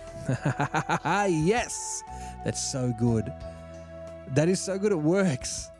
I made the decision to choose what I know to be right over followers and views. I know that Pokemon, if I play that, will get me, as I had on my last last stream of that, up to 65 people at any time watching and lots and lots of followers. And that was a great feeling. It was really, really amazing. Stressful. Then I played Simpsons Road Rage. What was it called? Hit and Run. Stressful. And now it's time to just take a little bit of a chill and play this game. Pretty low impact, pretty relaxed. A lot of reading and get my reading in. Let me get my bit of voice work in, I suppose. So it's time to just have that little bit of... Outback Dragon says I won't abuse this, I promise. With great power comes great responsibility. Thank you so much, Ertril. I appreciate that. And Shauna, yeah, you got to do what makes you happy. And that's right. I got to play what I feel like I need to play, otherwise I won't like it. But if you do decide, IDK, to stick around and to follow, I can guarantee there's going to be stuff in here that you're going to have a fun time with, because I'm going to be playing Luigi's Mansion 3. I'm going to be playing Minish Cap, which is a Zelda game, a Game Boy Advance game, on the GameCube player, courtesy of Femco. I'm also going to be playing Twilight Princess, probably a little bit later, towards the middle of the year. I feel like that's a wintertime raging game because I'm going to get angry about that. Spider-Man's a possibility. I've got Spider-Man, that PS4 one. I'd love to, any Zelda game. I love playing Zelda games. GameCube games, Super Nintendo games. There's a lot of games to play. And if you stick around, we can play them. We can play them together. You playing Twilight Princess right now, HD or GameCube? Because I've been talking a lot about this, and there's very good reasons to play the HD version, but the reason I want to play the GameCube version is because I bought it a couple of years ago, and it was quite expensive. It was like $100. And so, like, I feel like I need to have that disc spinning for an entire playthrough, and I need to feel like Shauna that Lee money says was you well like spent. playing Zelda? Huh? Wouldn't have guessed at all. In a box with a manual and not a scratch. Beautiful. That's gorgeous. Love playing Zelda. Love playing Zelda. Okay, let's get back to this game, because it's getting late. No reason, I just kind of wound up here. Pulled the other one, that's not the reason. You set up here because of the place once being Hotel Cape West. Got no clue what he's babbling about. Made you think, did I? Let's try another question, shall we? What's your attitude, buddy? You're trying to hide the fact there was some trouble today on the second floor too. Trouble? What are you talking about? How did you know I was a detective? What do we want to get to first? What do we want to ask first? We're going to get both questions, I'm sure. That's most relevant. Let's go with that. What are you talking about, Trouble? So you're saying nothing happened, are you? It's none of his damn business, but, well, we'll be honest. There was something. And that something was something somebody thought they'd been robbed. Really, you don't say. Turns out the person who started all the trouble was mistaken, though. Not that anything has got anything to do with you. Fair enough. I just wanted to ask. Who does this guy think he is? Okay. How did you know I was a damn detective, asshole? How did you know I was a detective? Now, that would be telling. Well, I told you. Don't plan to sit with me. You better start talking real quick. Let's just say a little bit of research on you went a long way. So you're researching me now, are you? Care to elaborate on that? Who the hell are you? Easy, you're not the only person I'm looking into. It's supposed to make me feel better? I can't really tell you anything right now. Speaking of you, it could be quite dangerous, Kyle. Cut the crap. And define dangerous. If you know too much, you might feel inclined to get in my way. And why would I want to get in your way? I don't even know you. I never said you'd do it on purpose. But guys like you just tend to get in the way. You're making less and less sense as you go along. You may have left the force to seek out a life without too much excitement, but guys like you just get a whiff of a case and switch right back to their old ways. That's precisely why I can't afford to have you in my way. Guys like me. You want to explain that to me? Oh, I'm sure you understand just fine. That's me done. Hey, Etril, thank you so much. What a champion, Etril. Thank you. You've been gorgeous tonight. I really appreciate that. So let's get a big W for Etril, the Outback Dragon. Thank you so much. Really, really appreciate it. So this guy Rex, he's like, I don't want you to get in the raid, but he baits him. He's baiting Theo Von into, he's baiting Kyle Hyde into falling for this thing. So let's see what happens. Hey, hold it, not so fast. Take it easy, Kyle. There's plenty of time for us to sit down and chat, you know. Rex says he pairs his piece and fades into nothingness. Who does this guy think he is? Mr. Hyde. Huh? Who was that guy? His name's Rex Foster. He's stalking me. Why would he do that? He in some sort of trouble? Not that I know of. He wasn't a detective, was he? Trust me, he was no detective. Don't make the joke the master joke. What's the master joke? I don't know the master joke. More like he's working for some lousy agency or third-rate newspaper. Yeah, I guess you're right. He seemed like a weirdo right from the moment I laid eyes on him. Really? Sometimes he'd have his notebook open on the table. It seemed like when he thought of something, he'd write it down. A notebook, huh? Yeah. Then he'd read the notes back to himself. Would he read them back loudly? That'd be funny. It bugs me every time. Every time I see him. What do you mean every time I see him? What made you think he was weird? Okay. What made you think he was weird? For one, he's been coming here all the time, starting 2 or 3 days ago, spending long hours just with a single cup of coffee, staring at my customers, and also, there's more, he goes around asking all kinds of questions, such as about stuff from the past mostly. Really? What kind of notes has he been keeping? When I took his coffee over once, I only caught a glimpse of his notes, but he noticed right away and snapped his notebook shut. Stuff from the past? Like what? He tends to be fixated on this building's past when it used to be a hotel. It's quite a while back. Yeah, it is. He also asked about something that happened 13 years ago. He never revealed his motives about what was so interesting in that particular event. What happened in here 13 years ago then? Because we've been hearing about it. That's a tough question, and I appreciate it if you kept it to yourself. Kept this to yourself. Mrs. Patrice asked me to avoid talking about it, but she seemed especially keen to keep it from the people living in the apartments. What happened?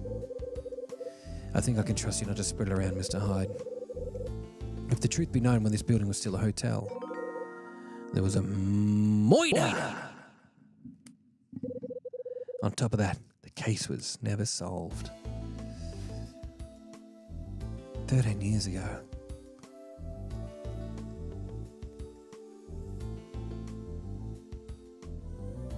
I was going to say, he's not old enough for his dad. What do you know about it, buddy? An unsolved murder. What do you know about the incident? I don't think I'd better go into any detail, Mr. Hyde. Come on, you've told me this much. This thing is, someone involved in the incident is rather close to me. There are also those who are keen to forget about the incident once and for all. Please understand. I'm just not happy to continue discussing it. One more thing. What is it? The Rex Foster guy seems to be after information concerning that murder. He could be a reporter. The more I think about it, the more it fits. A shady character like him would make for a perfect reporter for one of those gossip mags. I'll bet money that's where it's from. Could be. Changing the subject, Mr. Hyde, have you decided he's going to get your vote? I haven't quite made up my mind. The media seems to be focused on Hugh Speck, the ex-congressman. I personally don't like the idea of him winning, though. Yeah, why's that? Just one of the guys like him with police backgrounds and such can be a bit suspicious. I got a friend who swears the guy was on the take. On the take, there that is again. During his days on the force. He said he was also into racketeering, among other things. We're talking about Hugh Speck, right? I've never heard these rumours. Well, it's politics, right? Everybody's at least a little bit crooked, corrupt. It won't be easy finding whoever becomes mayor. Easy for whoever becomes mayor. Lowering the crime rate will be tough. Ain't that the truth? So, did you hear about the robbery? The jewelers near here yesterday? Yeah. Puts the newspaper down on the table. This kind of crime gives me the jitters. It reminds me of a very similar incident a while back. Dad. Yeah. We've got orders queued up over here. Can you come back to the counter for a while? Sure thing. I'll be right over. Duty calls, Mr. Hyde. Catch up with you another time. Do you mind if I take a look at this newspaper? Not a problem. Take your time. Sidney makes his way back to the counter. Okay. Big bomber class, if I was in a minute. Ertril with that big bomber clout. Thank you so much. Double big bomber clouts. What do we got going on here? This is crazy. We got the GG. It's 2025. We've got a couple of regular GGs and then some more GGs. Big W for Ertril. Big W for Ertril. Legend. Bringing it down on the late game. Appreciate you. Let's check out this newspaper on the table, Ertril. What's it going to say? Hey, The dining table is a melamine surface with a hole of scratches. Fuff. I know what it has. There we go. Sydney's newspaper is on the table. Let's read it. It reads, December 19th, 1980. New developments in serial jewel robbery cases. With regard to the succession of jewel burglaries that have taken place recently, the LAPD announced a new lead that the culprit could be a jewelry thief. Veteran called Condor, based on the information that was a woman in a black hat. She came out here yesterday. Had been witness to the crime scene before the incident. This group once frightened the whole nation and our fears that their reign of terror is beginning once more. That's the same woman from yesterday. Big bomber class before busting on your head. Famke, whoa! Wow, what is that? Wow, Famke, thank you so much. Famke, wow. The Gamer 2 only 25, we've got a big W for Femke on that one. Times $2.99, that's wild. Thank you so much, big W, much appreciated. Amazing. It sounds just like the woman I saw at the building yesterday. Things have been more hectic than usual since yesterday. I guess there's only one thing for it. If I think back over the events, here we go at the end of the chapter, maybe I can clear a few things up. Good. Great place to finish up. December 19th, 1980. My alarm clock woke me up as usual. Just after I got myself back to sleep, the phone rang and got me up again. The one who woke me up with the ridiculously early phone Big call. bomber class before busting on your head. Oh, beautiful. Thank you so much, Ertril. Wow, 11 of those New Year keyboards. My goodness. Wow, let's get a big W for Ertril again. You're making me want to come back for that end of year. That New Year's Eve one. Now, I think it was Jeannie, his mum, woke him up in the morning that day. Thank you, Ertril. Thank you so much. Right. Big bomber class before busting on your head. Man, Ertril's gone crazy again. Thank you so much. We're on the Tofu Cat and the Little Ghost. Let's get more big W's up in there. Big W for Ertrils. Big W for the extra Ertril. Thank you so much. And the BFF necklace. Thank you. Amazing. I think the cooldown didn't let the big bomber cart through, but we know that the big bomber for Ertril is stronger than ever. Thank you so much. It was Mum who decided it would be a good time to call then. She's from New Jersey too, Bucifer. I don't want to... It says it here, so not doxing anybody. She's currently living in New Jersey by herself. After I finished speaking with Mum, Rachel called. Both she and Mum had some very similar stuff to tell me. They both said there's drones flying around the city.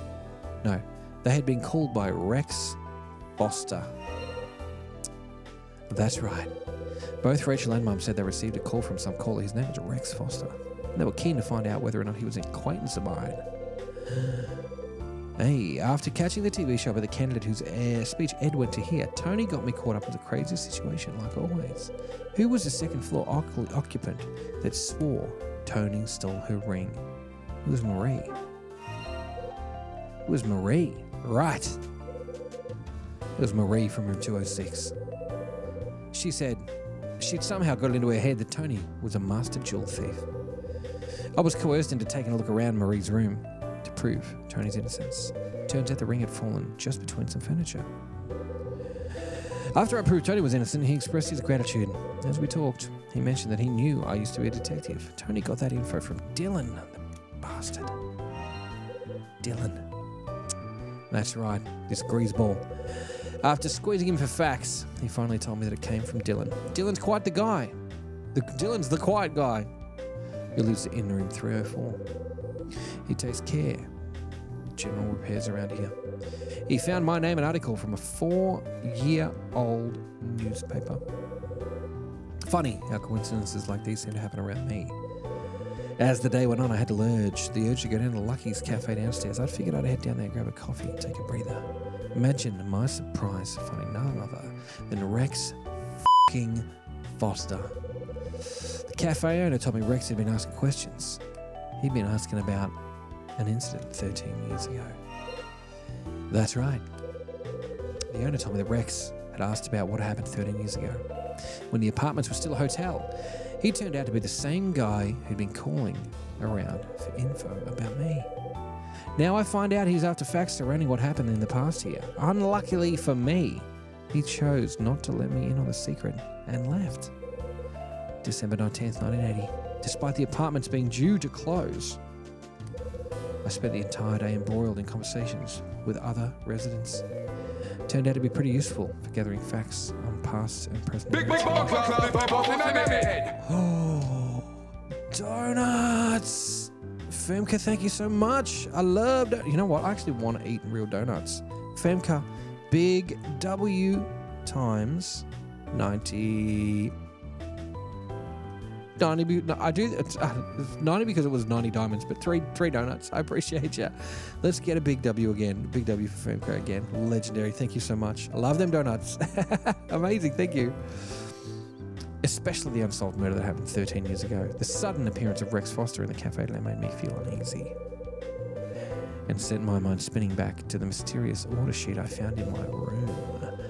I think I'm just beginning to register the fact that there's something more to this building than meets the eye. There's some sort of secret to be found out here. I'm sure of it.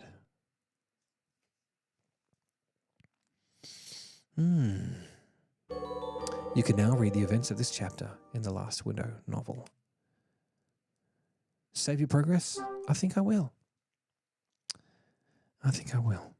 Into slot 3, thank you. Yes, please.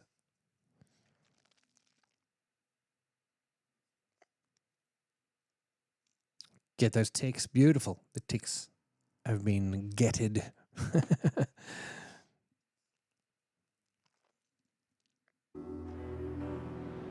Okay, December 19th. Unsolved, the truth about the past.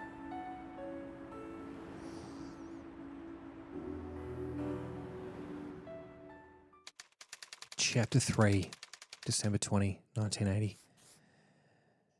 We'll pick this one up in the new year. I'm not going to read this. We're not going to start because it's not going to let us finish. So we need to finish this one up here and thank you all. I don't think I'm going to get a chance to come back this year. I really don't.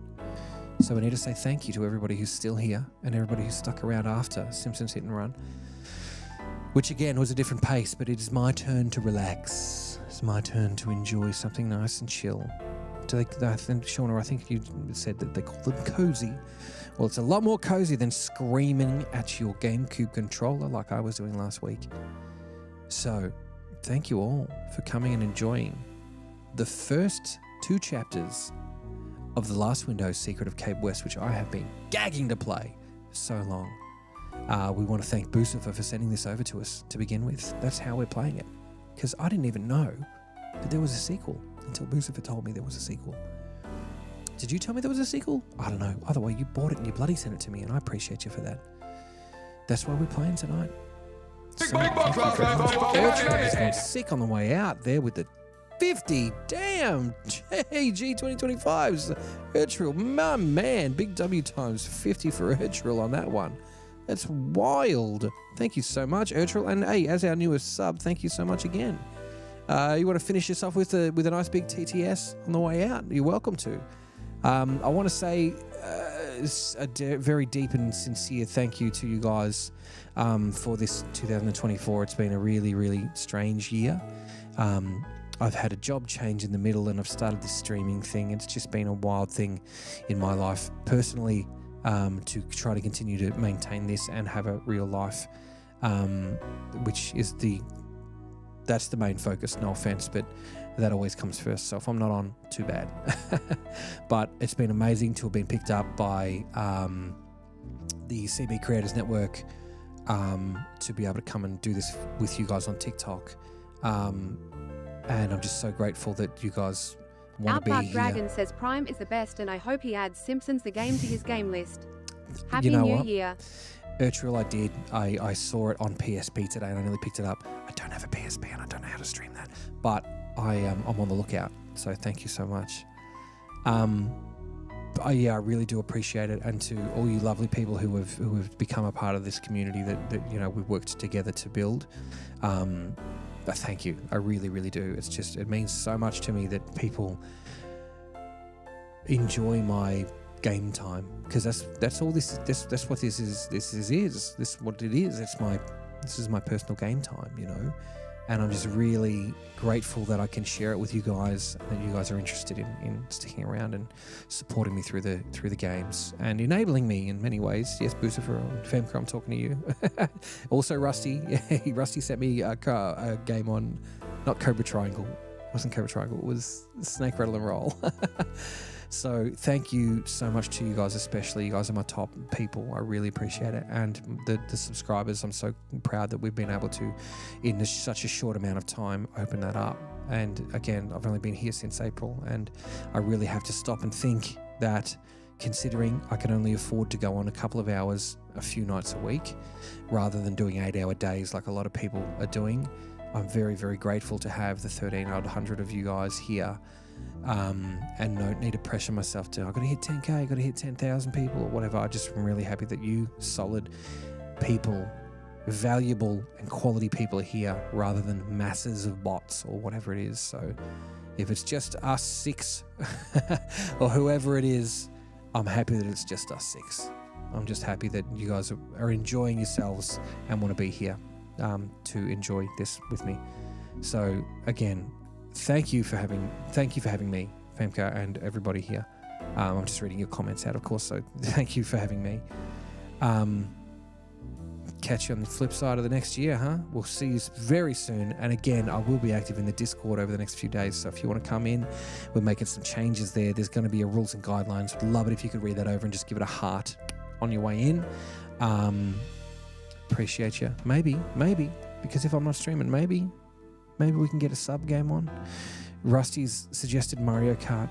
Love to see you in there. You can scroll to the top of the sub game thing, add my Switch gamer tag, whatever it's called, in there, and we can play. Okay? So thank you very much. Oh, hang on, there's spam going up until we've got to get to that 30K. All right, I'll assist. We've got to get up to that 30K before we go. But thank you all very much. Next year is going to be really, really cool. We're probably going to stick to a similar schedule. The 3 nights a week, just a couple of hours. And again, I'm all about that quality over that quantity, and I'm going to do better. The Simpsons taught me one thing, and that's I don't think it's good to go on if I'm not happy and if I'm not having a good time. That was rough. So 30K. Thank you so much, Shauna. Thank you very much. I really appreciate that. So I'm going to do better next year to make sure that I'm always having a good time. And Urtril, thank you so much, because you're really helping me have a good time by things like that. I really appreciate it. So let's get that big W in there for Urtril. The last one on the way out. Appreciate you, brother. That's a ×4. There's 50 there. Dude, that's wild. That's a big WX50, man. Thank you. Anyway, I'll stop ranting and raving, but I just want you guys to really, really know how much I actually really appreciate that you're here. So have a great New Year's Eve. Please look after yourselves. Don't be silly. Stay home if you can. Hey, nothing wrong with that. Stay home. Zinger Stacker. That is a beautiful name. Zinger Stacker's in the house? I want a Zinger Stacker. Anyway, appreciate you all. Look after yourselves. Be careful. Look after each other. And you know what? I want to tell you one thing. The phone network still ain't that good. New Year's Eve, don't text everybody. Keep that network free, because I've been in this situation on New Year's Eve when you need to make an emergency call and you can't because everyone's calling and everyone's using the internet and everyone's... Just save your New Year's messages for when people are awake. Keep the network clear. I know it shouldn't be a problem, but it still is. It's still a problem. Thank you all. Appreciate you. Have a great New Year to you too, Shauna. Have a great New Year. All of you. Much appreciated. Let's check that logo out one last time for 2024. And again, thank you very much for seeing me through my first 7 months of streaming. And here's to many more. We're going to be on until 2027 at least. I signed a thing. Thanks so much, guys. Love you all. Appreciate you.